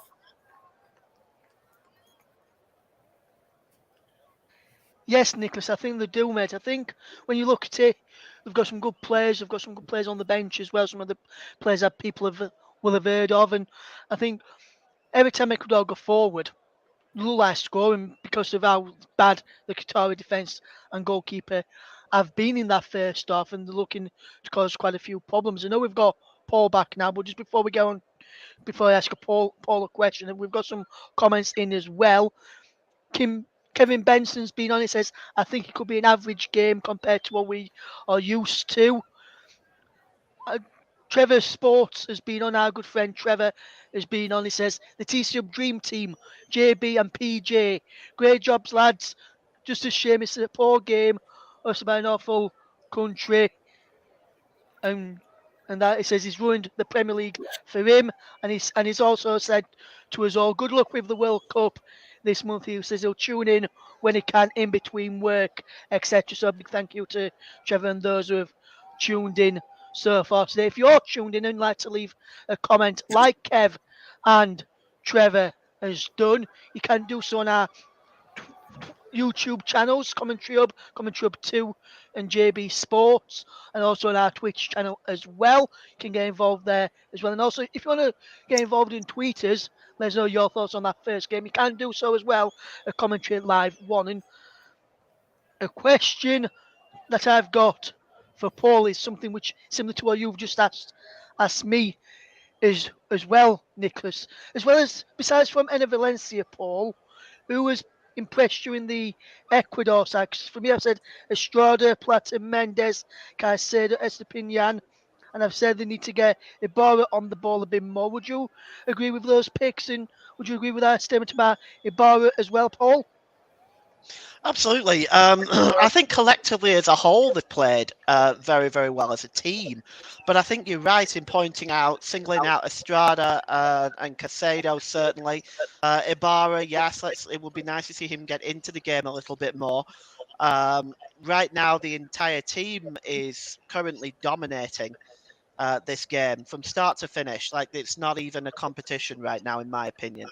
I would say for Qatar, I think they need to, in the second half, they need to press a little bit more.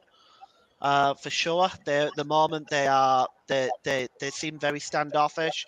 I use the term "deer in the headlights" in the first half. I think it's very much like that. I think they need to try and press Ecuador in the second half and put them to the test a little bit. Absolutely, I agree with that, Paul, as well, my friend. Back to you, Nick. Yeah, thoughts from Paul regarding the other best standout players for Ecuador besides Ana Valencia. Qatar, in my opinion, they have just been shown up. Don't mean to disrespect anybody, but they have just been shown up. There's no other words for it. That is great, Nicholas. There's no words for it's either they've just come to this World Cup, like this is the first World Cup they've managed to get to, just because to us, and it's like we're playing in the World Cup. We've got his fans behind us.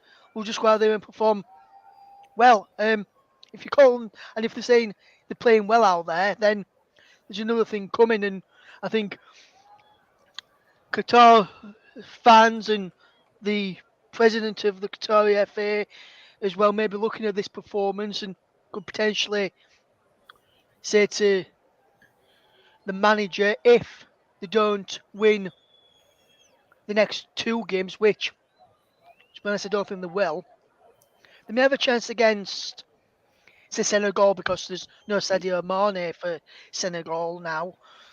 But say if they lose but if they don't win that game against Senegal, lose to the Netherlands, which everyone's expecting them to, then I think Qatar may end up sacking their manager come the end of this tournament, and I don't think we'll see Qatar in another World Cup for quite a while just yet, in my opinion, Nicholas.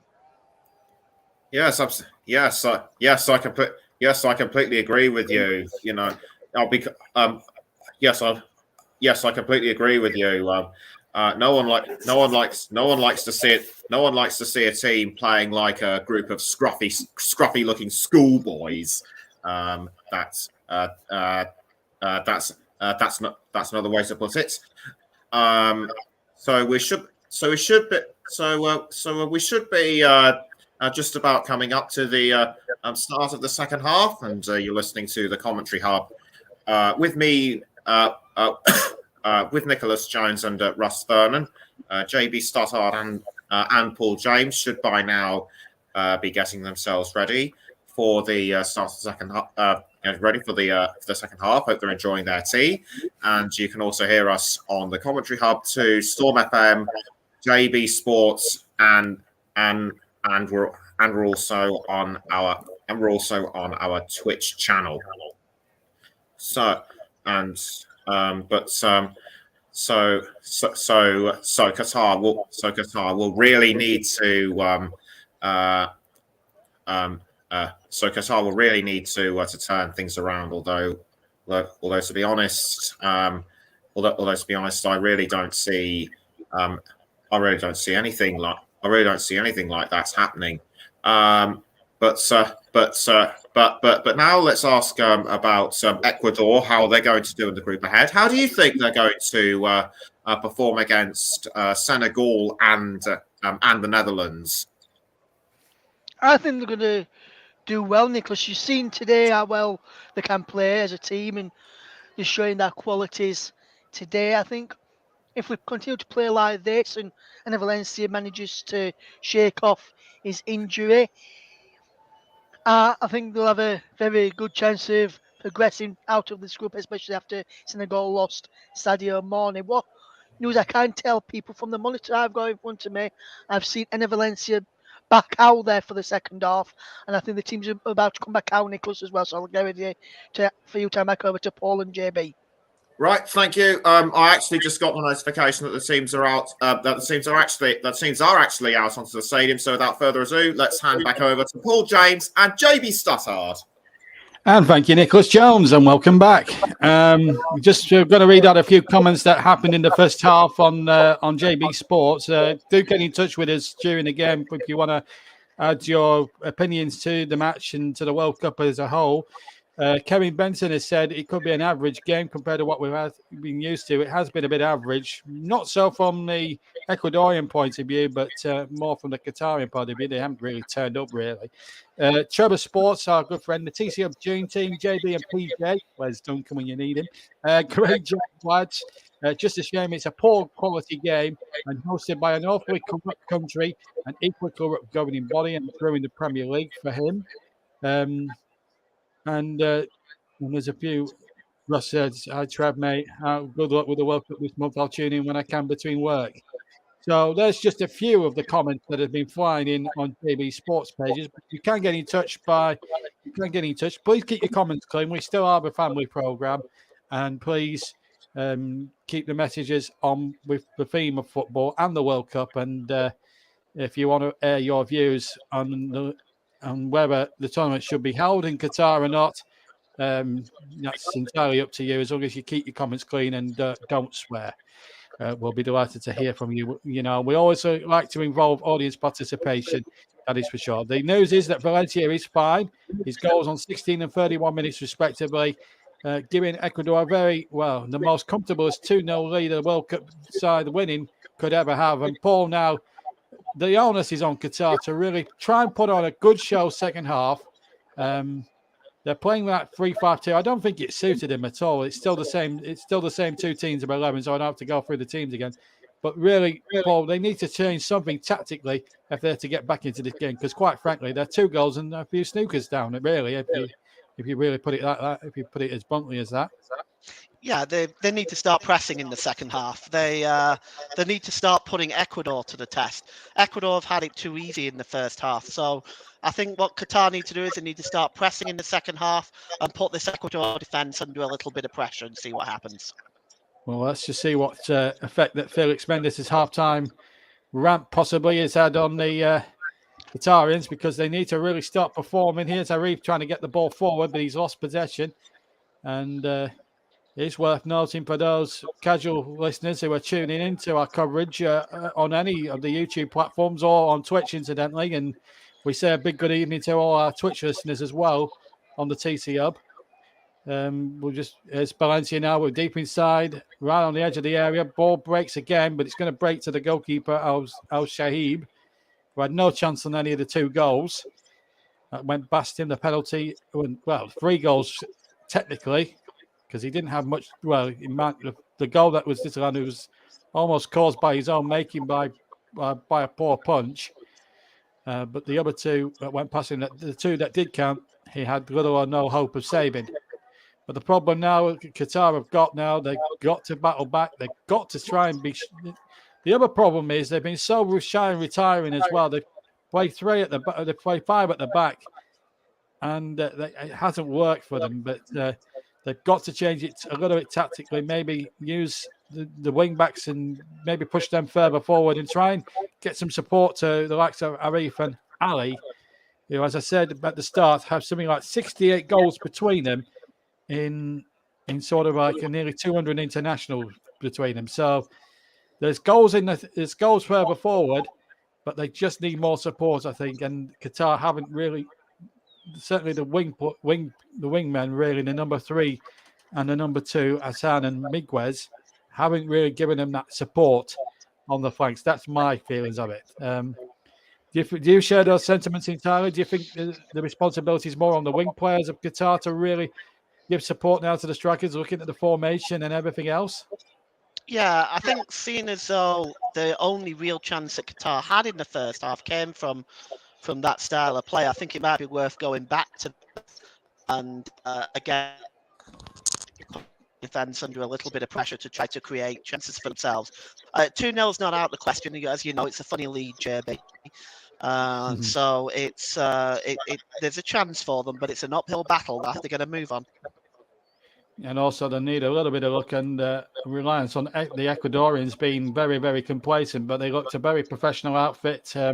You can't criticize Ecuador in any way because they don't pick obviously they don't pick the opposition. They've got to beat what's in front of them, but Ecuador's showing what they're all about, and they're on the attack again. And Valencia's well involved, but the header back was a good one, back to the goalkeeper there by Ahmed, and it really is. They have a responsibility now, being the host, Qatar, to really start to play a little bit and maybe just give themselves win some respect around the world, really, because we can talk about the way that the tournament was won to host by them, and but the only way that this tournament can be a really legitimate World Cup is the hosts actually turn up and start playing a bit of football and don't disgrace themselves. At the moment, the first half, they could have been 5-0 down. There's no exaggeration of the truth. And that's very disappointing when you're looking for two teams to make a real game of it. And again, you can't really blame Ecuador. You've got to play and try and beat what's in front of you. And Ecuador are doing that to the letter. No problem with that. Qatarians, there's a responsibility on them now to really have a go now, second half. They have to. Yeah, absolutely. The onus is on Qatar now to try to open Ecuador up and try to get themselves back into this game. Well, they have to give it a good go here in the Al Bayt Stadium in Dhaka. And, of course, 8 venues. 8 stadiums in this tournament. Anyway, here come Ecuador now looking for this killer third.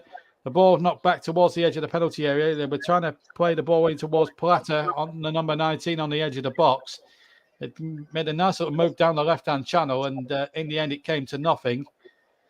And now the ball hooked clear. 5 minutes got in the second half on all the TCB platforms, including JB Sports, TCB itself, TCB2 and Storm FM. And we're on the TCB Twitch channel, of course. If you're a Twitch subscriber, please subscribe to us on Twitch. And, of course, if you want to look in between all the live matches that we're going to be bringing you from the 22nd World Cup, taking place here in Qatar, and the first ever Winter World Cup. If you want to hear all the World Cup news, views, and interviews, our good friend Russ Werner will be keeping you up to date with all the latest news by the Twitter handle, and you can follow that at Commentary Live 1, incidentally. Commentary Live 1, you can follow us as well. So please follow us on Twitter if you can. And if you are listening to any of the participating YouTube channels as well, JB Sports, Storm FM, TCB, TCB2, whichever channel you're listening to this content from, please subscribe to the channel if you haven't already. Shot comes in, it's over the top there from number 17, Ricardo, and a goal kick it is to Qatar. But if you are watching in any of the TCB participating YouTube channels, please subscribe and hit the notification bells, because the World Cup live matches will be coming thick and fast with various commentators, not just myself and Paul here for the next month. There's Nicholas, there's Russ, there's Chris, there's so many of them, Mike as well, and so many different commentators that you're going to hear. Luke Turton will be amongst our coverage as a co-commentator. There's so many people looking to get into group games, and you'll hear a bit more of me as the tournament goes by, more towards the latter stages. But, and of course, we'll bring you the final, of course, in a month's time. 64 matches to be played over nearly 30 days. It's a festival of football. That's an offside there against Ali, and a free kick has been given to Ecuador. So please hit the subscribe, hit the notification bell. We all need the subscribe. And in fact, on JB Sports, my own channel, we're only about 33 away from 1,000 subscribers. So if you are tuning into the JB Sports channel and listening to the content, do give my channel a subscribe as the ball is lifted in rather to the penalty area, just behind the two strikers there, Estrada and Enner Valencia, and a goal kick it is to Qatar. But again, it's a different half, same story. Ecuador well on top at this moment in time, Paul, with almost 8 minutes gone in the second half. Yeah, it's again, they've not been able to press forward, Qatar. They've not really been able to do anything at this time. It's really, Ecuador don't even need to be at top gear here. They're at the moment they are coasting through this game, and of course we don't blame them for that. Like you said, you only beat what's in front of you. There's an injury there to one of the Qatarians. It's Hissam who's in a little bit of discomfort there. There's the manager, Felix Sanchez. Of course, he's a Spanish-born manager, 47 years of age, born in Barcelona. Of course, some people can't use the tiki-taki thing. Of course, there's probably not enough world-class quality in the Qatarian side, but you thought in terms of team spirit, you'd think they'd give it a good go. But they have to, at least, even if they don't win tonight and they play the second half, but at least, if they did nick a goal back second half and they played well and worked hard to get that goal, then I think a lot of respect would be won back from them, because a lot of people are still giving Qatar the bird because of what happened in 2010 when they allegedly bought the tournament. So from FIFA, well, we'll just have to wait and see. As I said in the first half, my personal preference would have been for Australia to have hosted it, because they had all the venues there for a start and the infrastructure and stuff. And I think they would have. Made a very good host of a World Cup. Their reputation of putting on sporting events down in Australia, second to none. But here come Ecuador at the other end now. Shot comes in. That's a really good save. That's a really good save from Al Shahib. And that's the best we've seen from a Qatarian player. Their goalkeeper, they're coming up to the party. Here's Enner Valencia breaking.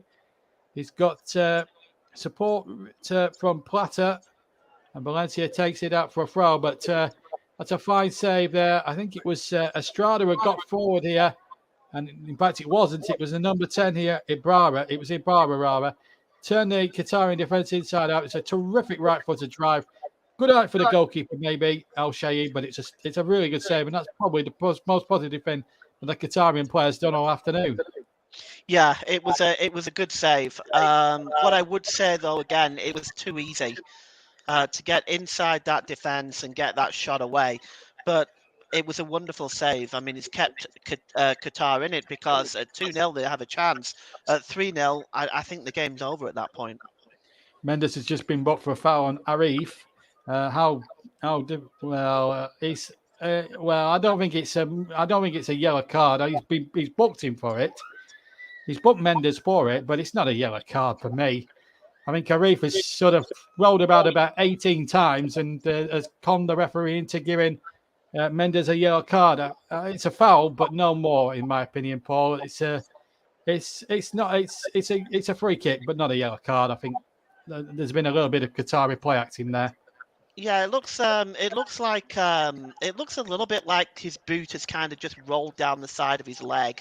Looking at the replay there, I don't know how painful that was, because players do that now, don't they? They take the hit and they roll around and they make the most of it. But it's I don't think it's any worse than anything else we've seen today, to be honest. I think it was maybe a bit harsh, because I think that's his first foul.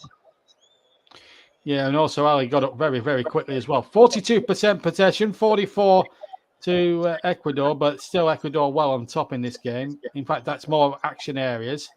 I'll never understand FIFA stats and facts. I think what we can say, if we say Ecuador are well in charge of this game, never mind what FIFA put in front of us in terms of stats and all that malarkey.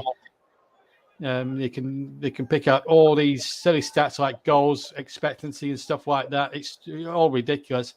It's what's on the scoreboard that matters, and Ecuador are doing the right stuff in terms of the scoreline. Qatar 0, Ecuador 2. If you've just joined us on the TCR, both the goals coming in the first half, both from the same player, Enner Valencia, formerly of West Ham and Everton, of course. Penalty on 13 minutes, and then a terrific header from a crossing from the right after 31 minutes. They did also have the ball in the net a third time before the two legitimate goals, but it was chalked off for a slight offside decision when he nodded in from 3 yards. So essentially, Ecuador have had the ball in the back of the net 3 times, but 2 have counted. There's another foul here, and Plata this time the man fouled.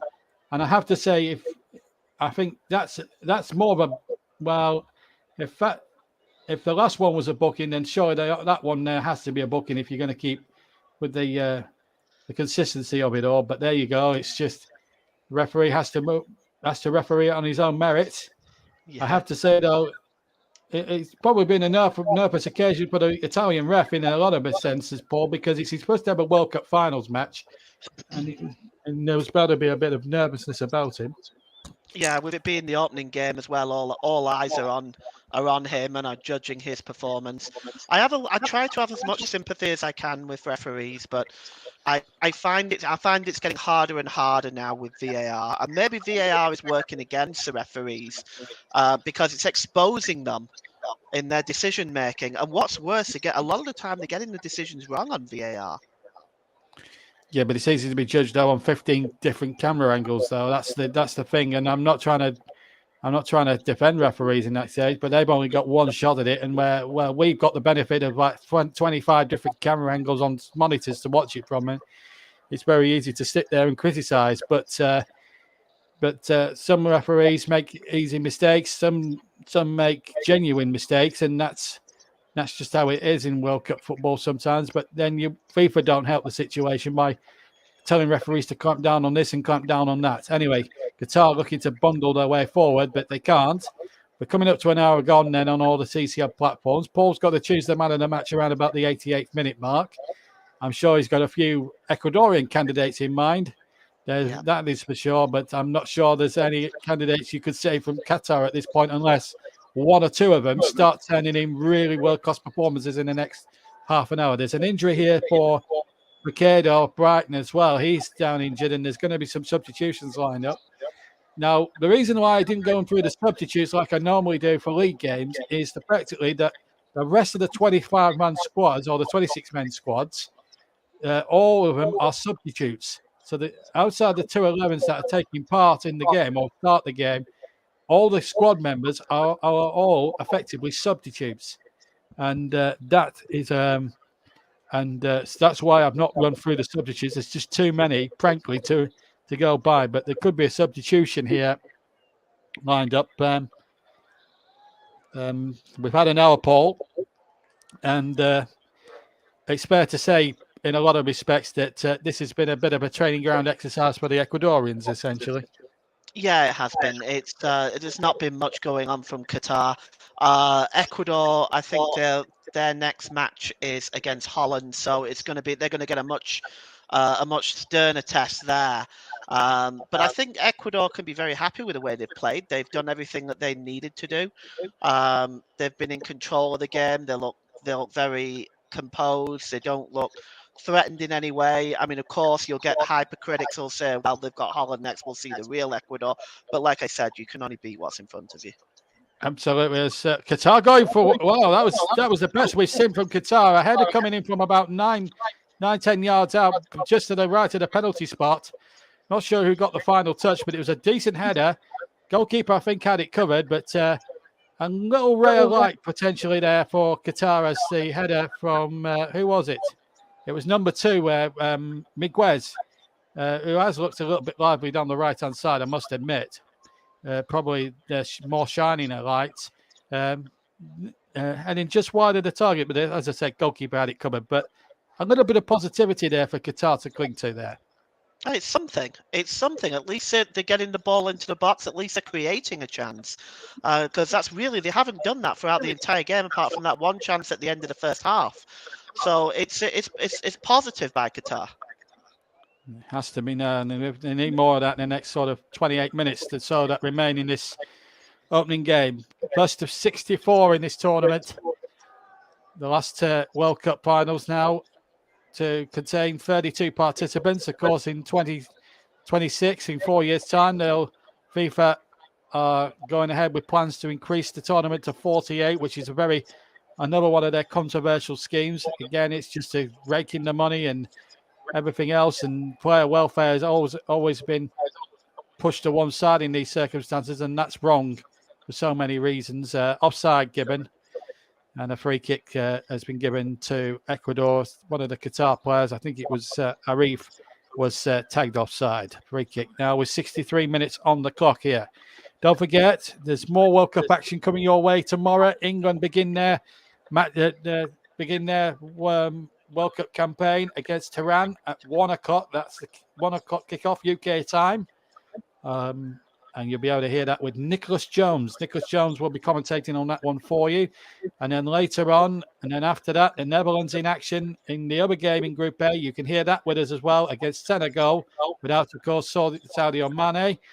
That's coming up afterwards. And then at 7 o'clock UK time, it's Wales take on the US. A big game for Robert Page's men as they look to get off to a positive start against the Americans, who will no doubt cause one or two problems in terms of that group as well. So you'll be able to hear all that, all three matches, all covered for you tomorrow on all the TC Hub platforms, including Storm FM, JB Sports, and TC Hub and TC Hub 2, and of course the TC Hub 6 channel. All matches will be on there. And of course, if there's any FA Cup games that are being commentated on by us, they'll all be shown. They'll all be listened. They all will come live only on TC Hub 2.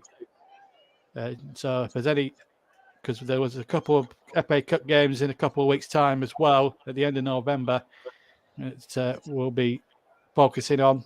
But any commentaries of those will be restricted to just TC Hub 2, folks. So just to remind you of that. At least the Qatarians are trying to whip up a bit of an atmosphere now, which is one of the, can be said to the 11 out there. Still no substitutes used by either side. We've had 65 minutes gone. And I'm surprised, JB, that they haven't used any yet, Qatar. Well, they've got some. Well, we don't know the quality or how good these substitutes actually are. They are, and of course, we cover top flight football in England every other week, and we don't know how. So Qatar really, in some respects, is a bit of an unknown quantity. But having said all that, they haven't really. I mean, we've seen them today, Paul, for 65 minutes. They have been nothing short of pathetic, feeble, and downright disgraceful, really, in terms of the way they're playing the game. But they need a little bit more improvement. The next 25 minutes will give us a few more clues, I suspect. Anyway, here they are on the ball now. They need to get forward. They're going sideways, though, with Hassan. And now the ball now. Number 6 here, Hatem, gets the ball forward now. Arif has to touch it back. Now number 12 has it. Boudaf gets it forward. A little slip there, but they're starting to put one or two things together. Boudaf has it again. Again, going sideways rather than forwards. But they're looking to be patient. They're looking to be a bit more daring. They must get forward here. Try and be a bit more daring. They look a bit of a suspicious offside there, but the play carries on. Qatar have it on the right-hand channel. Look to get the cross into the penalty area. At least Miguez is trying to do something about it, but he can't do it that time. The ball has drifted out of play, and we're going to see Cemento going to come on. Samiento going to come on now for Ecuador. So we are going to see that first change, and it's probably going to be around about the 67th minute mark, I would guess, when that particular substitution is actually made. As the ball now is hoisted forward once again, but ball's been lost once more. And again, a free kick this time to Ecuador. Looked a bit of a soft challenge, and Ecuador wanted to get on with it there, but Sarmiento is about to come on now. Fourth official there, Mr. Kovacs, about to hold up the ball for the first time this afternoon, or this evening rather. We're now way past 5:30 in the UK. Temperature's still quite warm here in Qatar this evening. 67 minutes gone, and then on all the TCL platforms. And Ibarra is going to come off the number 10. And he will be replaced, as I said, by number 16, Cemento. A little bit surprised at that, JB. Why's that? Well, he's brought himself into the game in the second half a little bit. And I thought he was, just starting to come into his own a little bit. I'm quite surprised to see him go. I mean, obviously at 2-0, I suppose you want to be pragmatic with the players that you've got on the field. You want your best team fit for the next game, certainly. Especially if it's up against the Dutch, of course, as well. They're going to be no mugs, that's for sure. Qatar have been found out to be a bit of a mug in this competition thus far.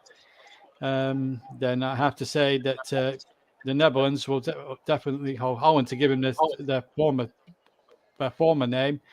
There'll be definitely no mugs. You look at the tradition of how they play the game as well. Cruyff and Hullet and Van Basten and all them people down the years. Bergkamp, of course, Davids, Kluivert.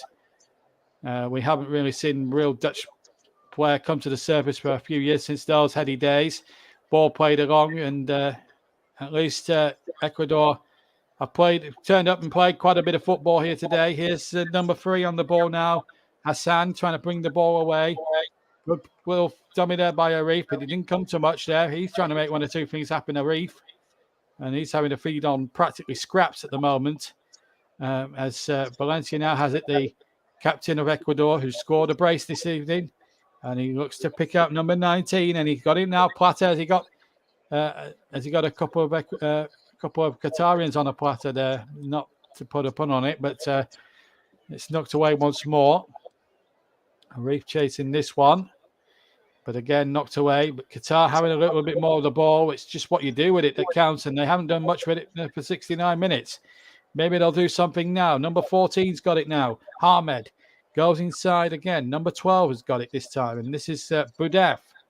And no foul there, and play on, says the referee. And here comes Cemento now with his push touch.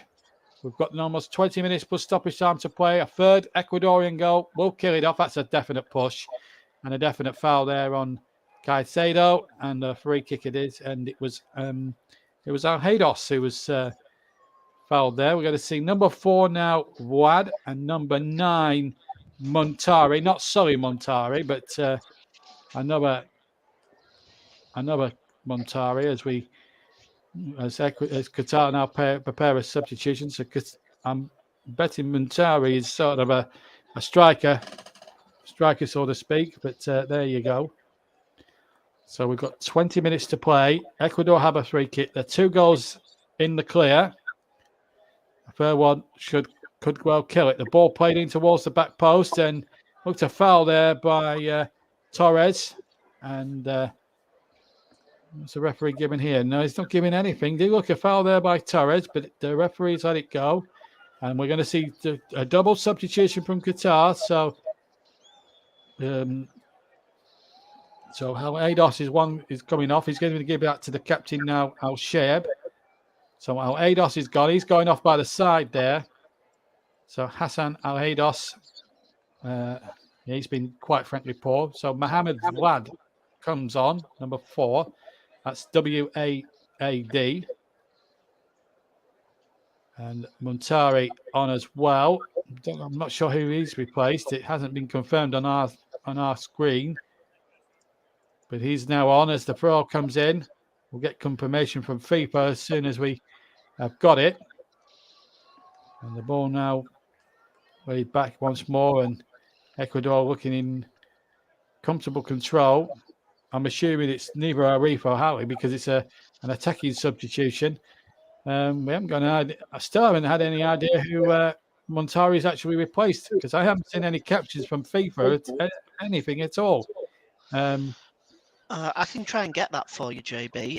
It looks like Ali Almeos has gone and Al Hayodes has gone. And coming on we know about Al-Aidos. We knew about that. Okay, well, coming on is Montari and Wade, number 4. Yeah. Well, we got the first substitution, okay, which is the second one that we're more concerned about. But meanwhile, Ecuador, while we were debating that, they've got a free kick with 18 minutes left to play. A third one here would put any issue beyond possible doubt here at this point. Estrada's forward, Inca Pierce forward. Ana Valencia, you can bet your bottom dollars in there too. It's a free kick on the left-hand side. It's floated into the penalty area. It's well defended. I think it was Montari, the substitute, that got back there. The big number 9 that got back there and defended it well for Qatar. 18 minutes for them to score a couple of goals and to save themselves at least a point from today. There we go. Ali's the man gone off, number 19. We've got the substitution. We've sorted it all out. Come on, FIFA, get your brain into gear. First game of the World Cup, and you're not confirming substitutions. Get on with it. It's annoying when that happens, isn't it? Yeah, FIFA. Well, it's FIFA in it for you, and we know what FIFA are. Sweet FA. Anyway, on with the game now. We've got about 17 minutes, less than that, possibly left to play. It's JB, John Stuttard, alongside PJ, Paul James in the commentary box for the TCL on opening day and opening night, rather, of the World Cup. A decent, not spectacular opening ceremony. The tournament mascot looked like Casper the Friendly Ghost, of course, that animated film of a few years ago.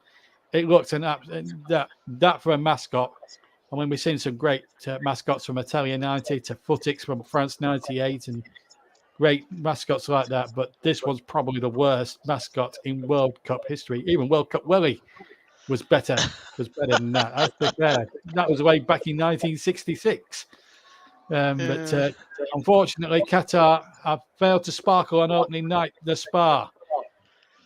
But can they produce something to remember by in the next quarter of an hour and try and make a fight of this and really push the Ecuadorians not to breaking point, but that's a decent ball. There's just no one gambling in the middle.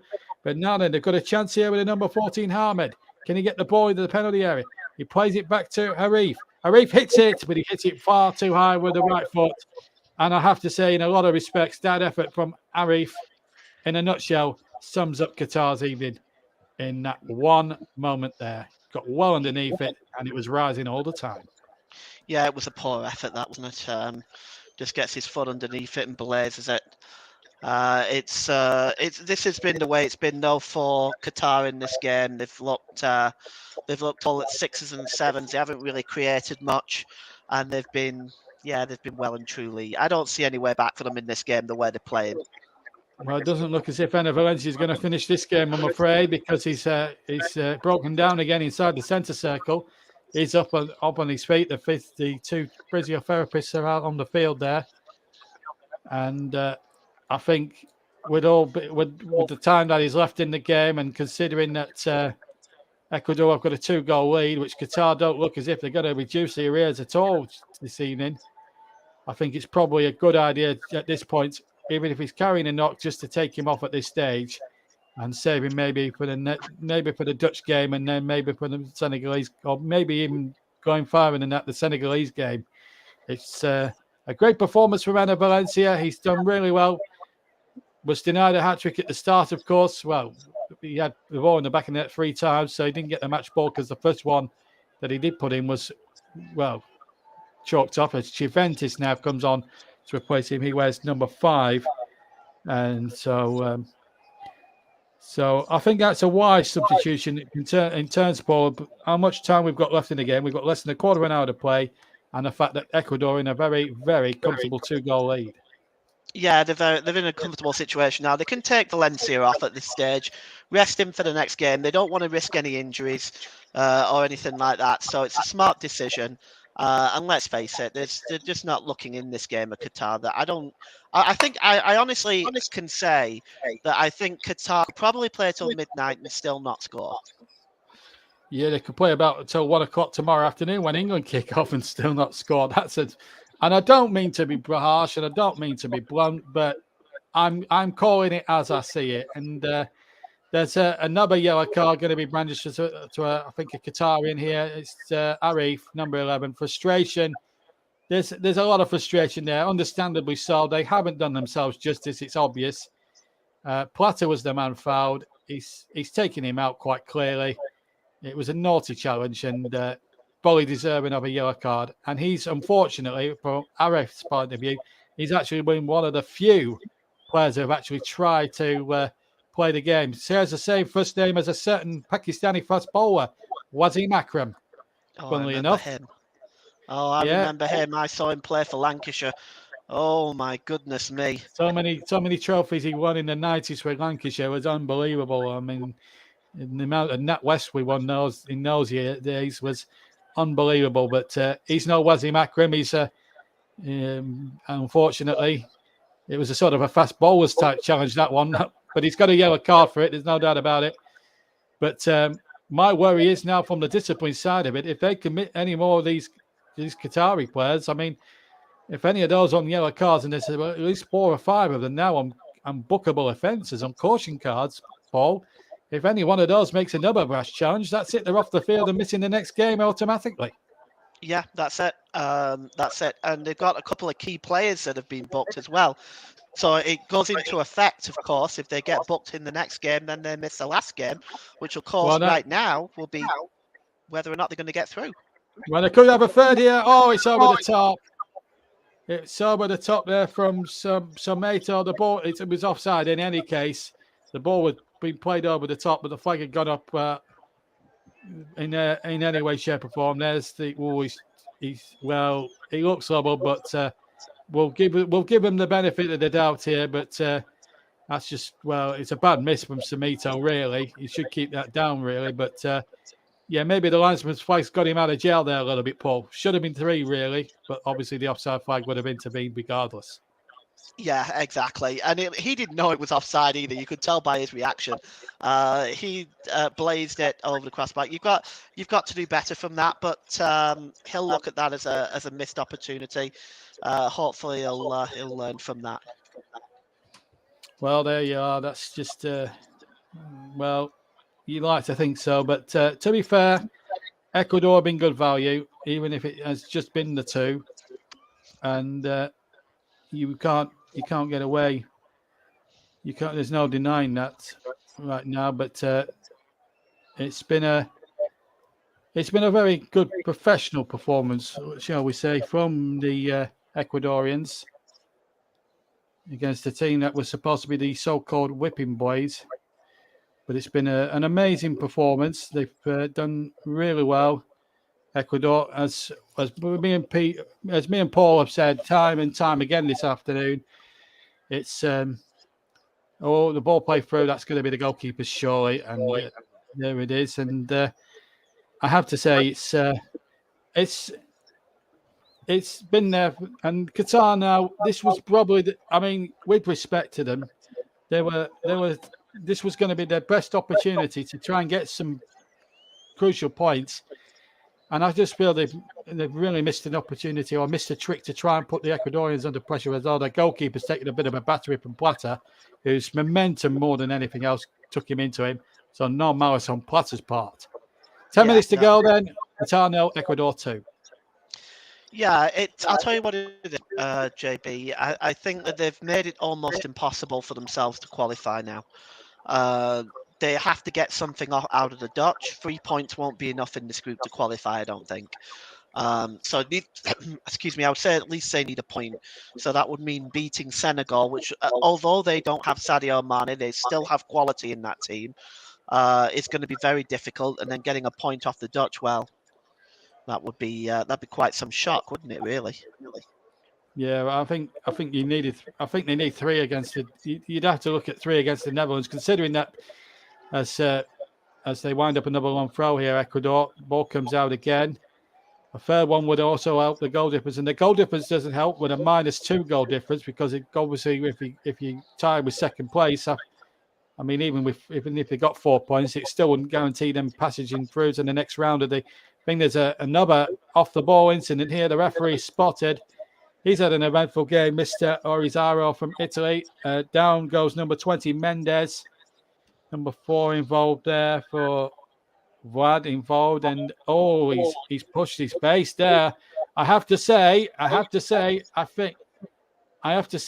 he's very lucky not to have seen at least a yellow, if not red, for that. I know I know Mendes has made a little bit of a meal of it, but you can't afford to do that at that level and give away silly free kicks like that, because you're going to run the risk of giving away red cards at a premium. He shouldn't have held his hand to his face. Reckless thing to do, absolutely reckless, JB. Again, that's been the way it's been all afternoon with the discipline, hasn't it? I think, as you say, Mendes made a meal of it, but I think at the same time, whenever you do that, you are putting yourself in that risk category of getting a red card, and that's a pretty sloppy and bad thing to do. He didn't need to do it at all. To be fair, though, the Qatarians have.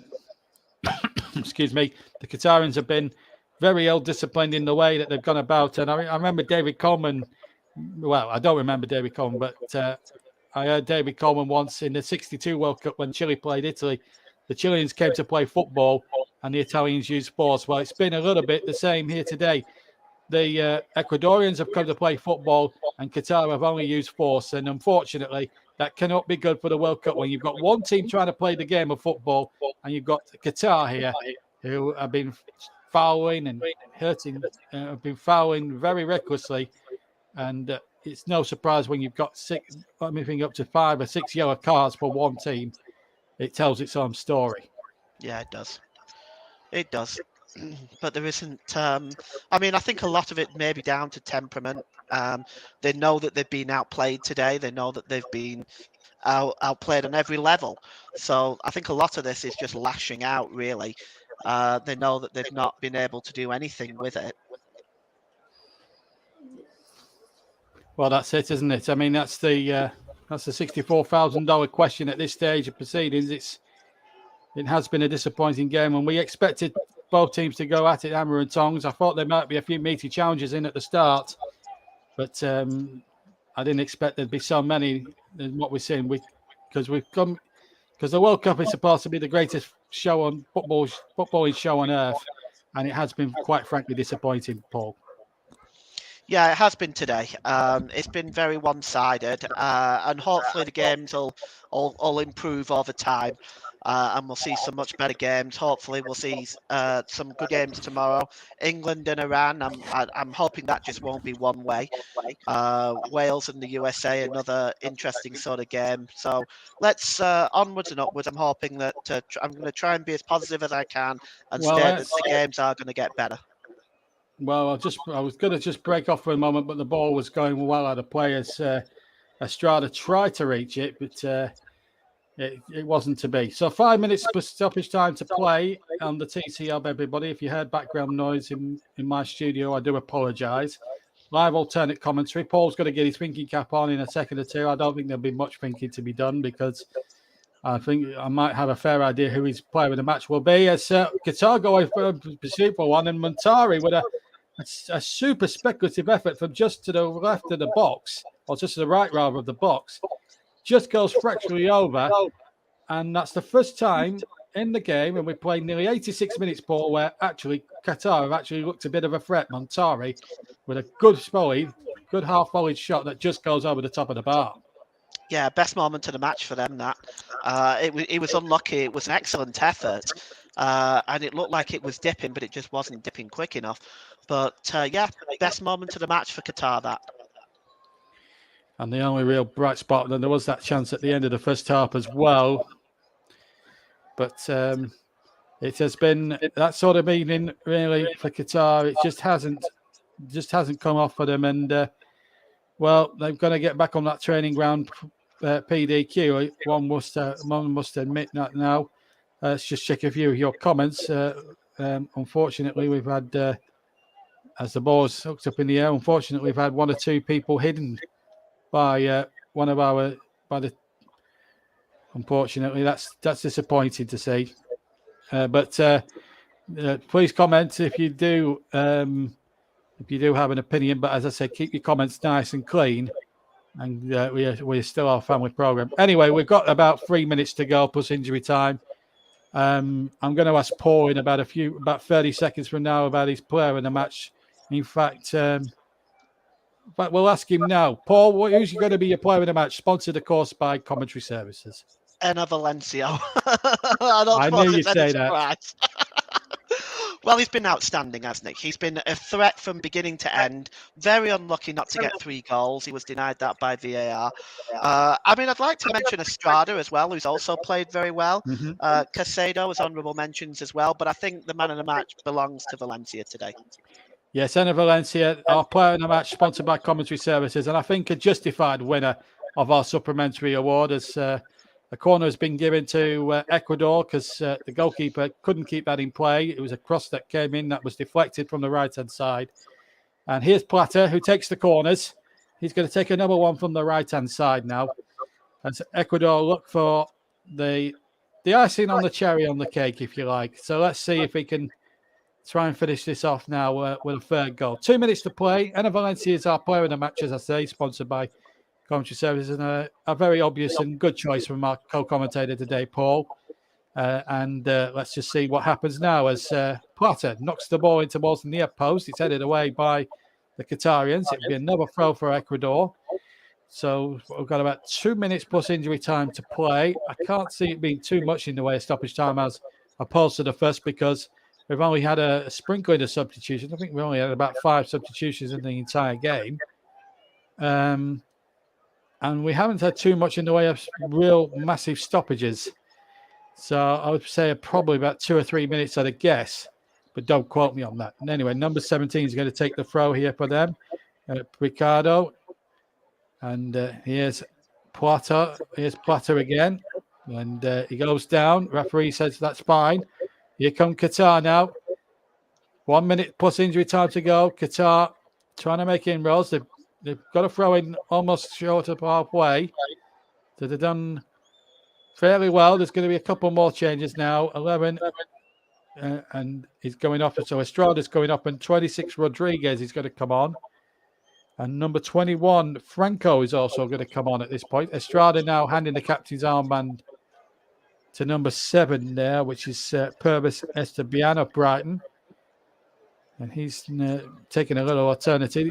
Referee from Italy making sure that making it clear that he will be adding time on. So Casado and Estrada are both coming off. And these have been confirmed. Well done, FIFA. You must have listened to me. And both Franco and Rodriguez both coming on now as we go into the final 5 seconds of normal time.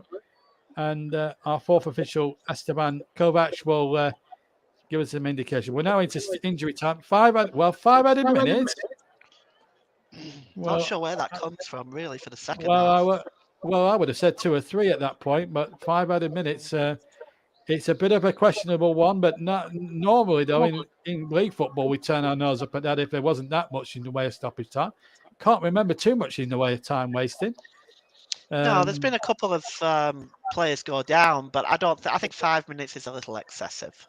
Probably 3 would have been fair enough, but 5, dear me. I mean, that's mind you, if we were Burnley fans, we'd be playing for 5 minutes. I mean, I think the other week when we played Rotherham, I think we were playing for 10 minutes, weren't we? Yeah. We got it. And we got it. So, at the end of the day, beggars can't be choosers. But anyway, back to the game, and it's Qatar on the attack now with number 6, Hatim, who's been, frankly, he's not impressed me at all, but he's impressing me with one of these 1-2s. Really, it's been a professional performance from Ecuador. We look now to get a third. We've had 1 of the 5 minutes played in the stoppage time. And to be quite honest, I'd have just given 3 and just put Qatar out of their misery, because that's how it has been all evening, really, from their point of view. It's been a night of frustration, and they know they were capable with all those caps between them and all these goals they've had. But mind you, they play on a continent which isn't, with respect, is not well renowned. And you look at the Asian Cup they won. I mean, it's not going to be opposition of this ilk every single. It wasn't against opposition of this ilk. That's the thing. And they will have to learn fast, and we'll have to watch the rerun of this game. And I'm sure their manager will have them in their training headquarters in a room, and we'll put them through the agony of this 90 minutes has just gone again, because they need to watch the video, and he'll have to point out 1 or 2 things tactically, because let's face it, it hasn't been good enough, and they have to learn big lessons. And they know they'll have to be a lot more coy against a much statistically better Dutch side. And that's no disrespect to the Ecuadorians, but you'd have to say the Dutch are clear favourites to top the group. But on paper, but a free kick has been given to Qatar, foul there by one of the Ecuadorians. Free kick to them. We've had 2.5 of the 5 gone, Paul. Yeah, I think you're right. I think absolutely the Dutch are going to win the group. I can't see any way around that. But I have to say, I had Senegal to qualify from Group A along with Holland. I may change my mind. I know Qatar have been bad, but I think Ecuador have played very, very well. I think they've looked very professional. They've looked well in control all the way through, and they might cause Senegal some problems. Especially if Mane isn't fit enough to start the game, of course. Of course, there's still fitness issues around him, of course. And of course, the news yesterday, tragic news for the tournament and for French football in particular, that Karim Benzema has now been rolled out the tournament. And the fact is, they can't replace him either now, which is another disappointment. But the pressure now will be on the likes of Griezmann and Mbappe going forward. And I think the French were amongst the front runners to retain the trophy. I had them down as potential finalists in the preview show. I've got to have to stick by what I've said now, but there you go. That's Ecuador now in their 4th World Cup. Remember, they reached the last 16 back in 2006 in Germany. They have qualified as well in 2002 and 2014. So this is their first World Cup for some 8 years. They went another corner here. They failed to qualify for the last World Cup in Russia. So can they finish with a flourish? There's a few empty seats now in the stadium. I think 1 or 2 of the Qatarian supporters have given up the fight now, as we're now into the final minute of the 5 at the end of what's been a chastening evening for Qatarian football. It was supposed to be their red leather day, hosting the World Cup, but it's turning out to be a really damn squid. But Ecuador have been good value for their victory. Very professional, very workmanlike. And you have to say, even though this corner didn't come to much, there was a header one inside the penalty area, but it went wide. It has been one-way traffic. And I think when you sum up the game, Paul, I think that's the way it has been from a dispassionate view of things as the ball's not forward. Now, there's a real chance for Arif, but they won a corner here. Just hold that thought, Paul, because we've got a Qatar corner here. Can they at least get on the scoreboard now? They've lost the game. I don't think there's any question about it. But how about a bit of pride? Win back a bit of pride. Can Arif put in a very good corner and see what Qatar can do? In comes the corner from Arif. It's not a good corner. It's disappointing. The referee has gone anyway. And Ecuador get the 3 points. And it was a very professional performance as the 2 managers shake your hands. That's Felix Sanchez and Gustavo Ifaro. So summing up, Paul, really, your final thoughts, really, on what was a game, really, that was littered with just one-way traffic. And Enner Valencia, a deserved man and a match winner. Yeah, absolutely. It was one of them. It was one of them, wasn't it? I mean, Qatar couldn't lay a glove on Ecuador all the way through the game. No shots on goal. They had a couple of shots attempts on goal, but none of them actually on target. All in all, it was Qatar will look at this and say that they've got work to do. Ecuador looked very, very solid from beginning to end. They looked professional. They looked well prepared for this game. And they'll take a lot of confidence from this game, even though going into the next game is against the Dutch. If they can keep the score down, maybe even salvage a point, which would be asking a lot, but you never know. If they can salvage a point, then they're almost there then, aren't they? They're almost in the second round. Yeah, that's true. And there's the table. Ecuador have played. Obviously, they've got that +2 goal difference, 3 points to them. The Netherlands and Senegal, they kick off at 4 o'clock tomorrow afternoon, and you can hear that game live with us on the commentary hub and all the participating channels. Don't forget, England are around at 1 o'clock tomorrow with Nicholas Jones, and then at 7 o'clock, we've got Wales, first match of the tournament against the US. But here in Qatar this afternoon, I hope you've enjoyed it. It's been frankly one-way traffic, and it's been very disappointing from a match point of view. Qatar never really got into it at all, which was bitterly disappointing from a neutral point of view. But fair play to Ecuador. They had the ball in the net 3 times. One was disallowed for Enner Valencia. but he did go on to get a brace, and he was definitely the player of the match. And that's the way it finished. Qatar 0, Ecuador 2. Let's hope there's better games than this one. I don't know, there's 63 that remain. Final score here as we hand back to Nicholas and Russ. Qatar 0, Ecuador 2. Thank you, JB. So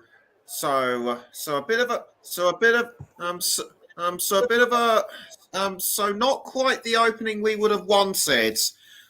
Very much a downer, as one might say, and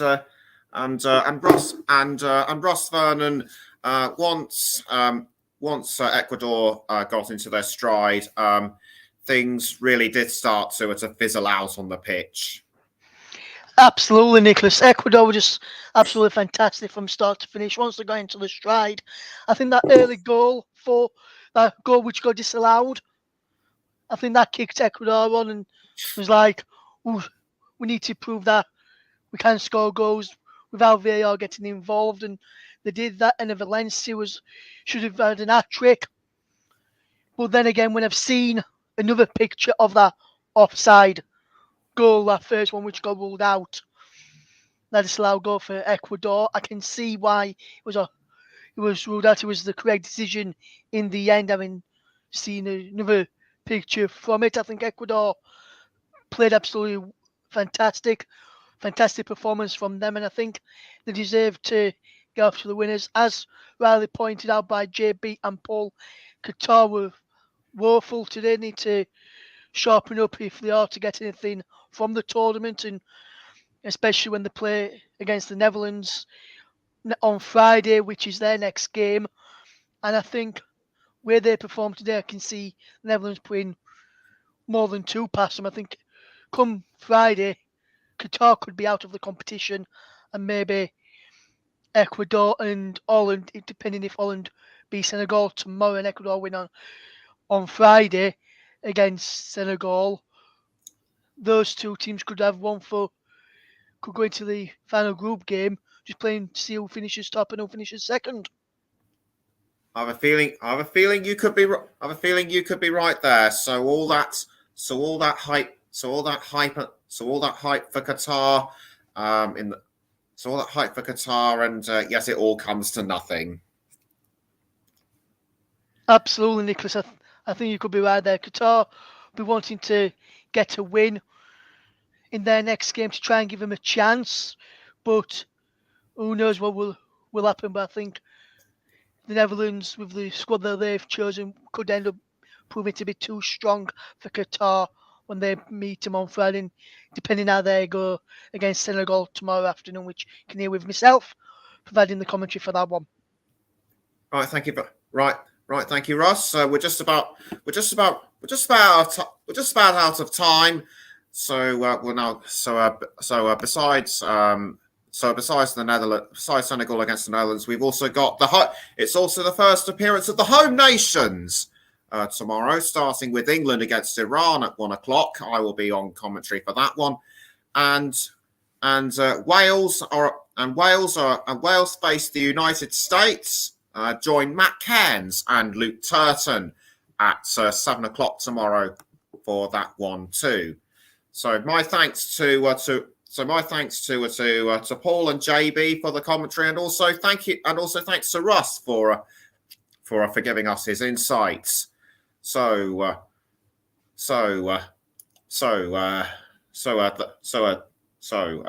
all the razzmatazz and hype for Qatar, and it all just fell flat for them. Let's just hope we don't have any more. Let's just hope we don't have any more like that throughout the remainder of the tournament.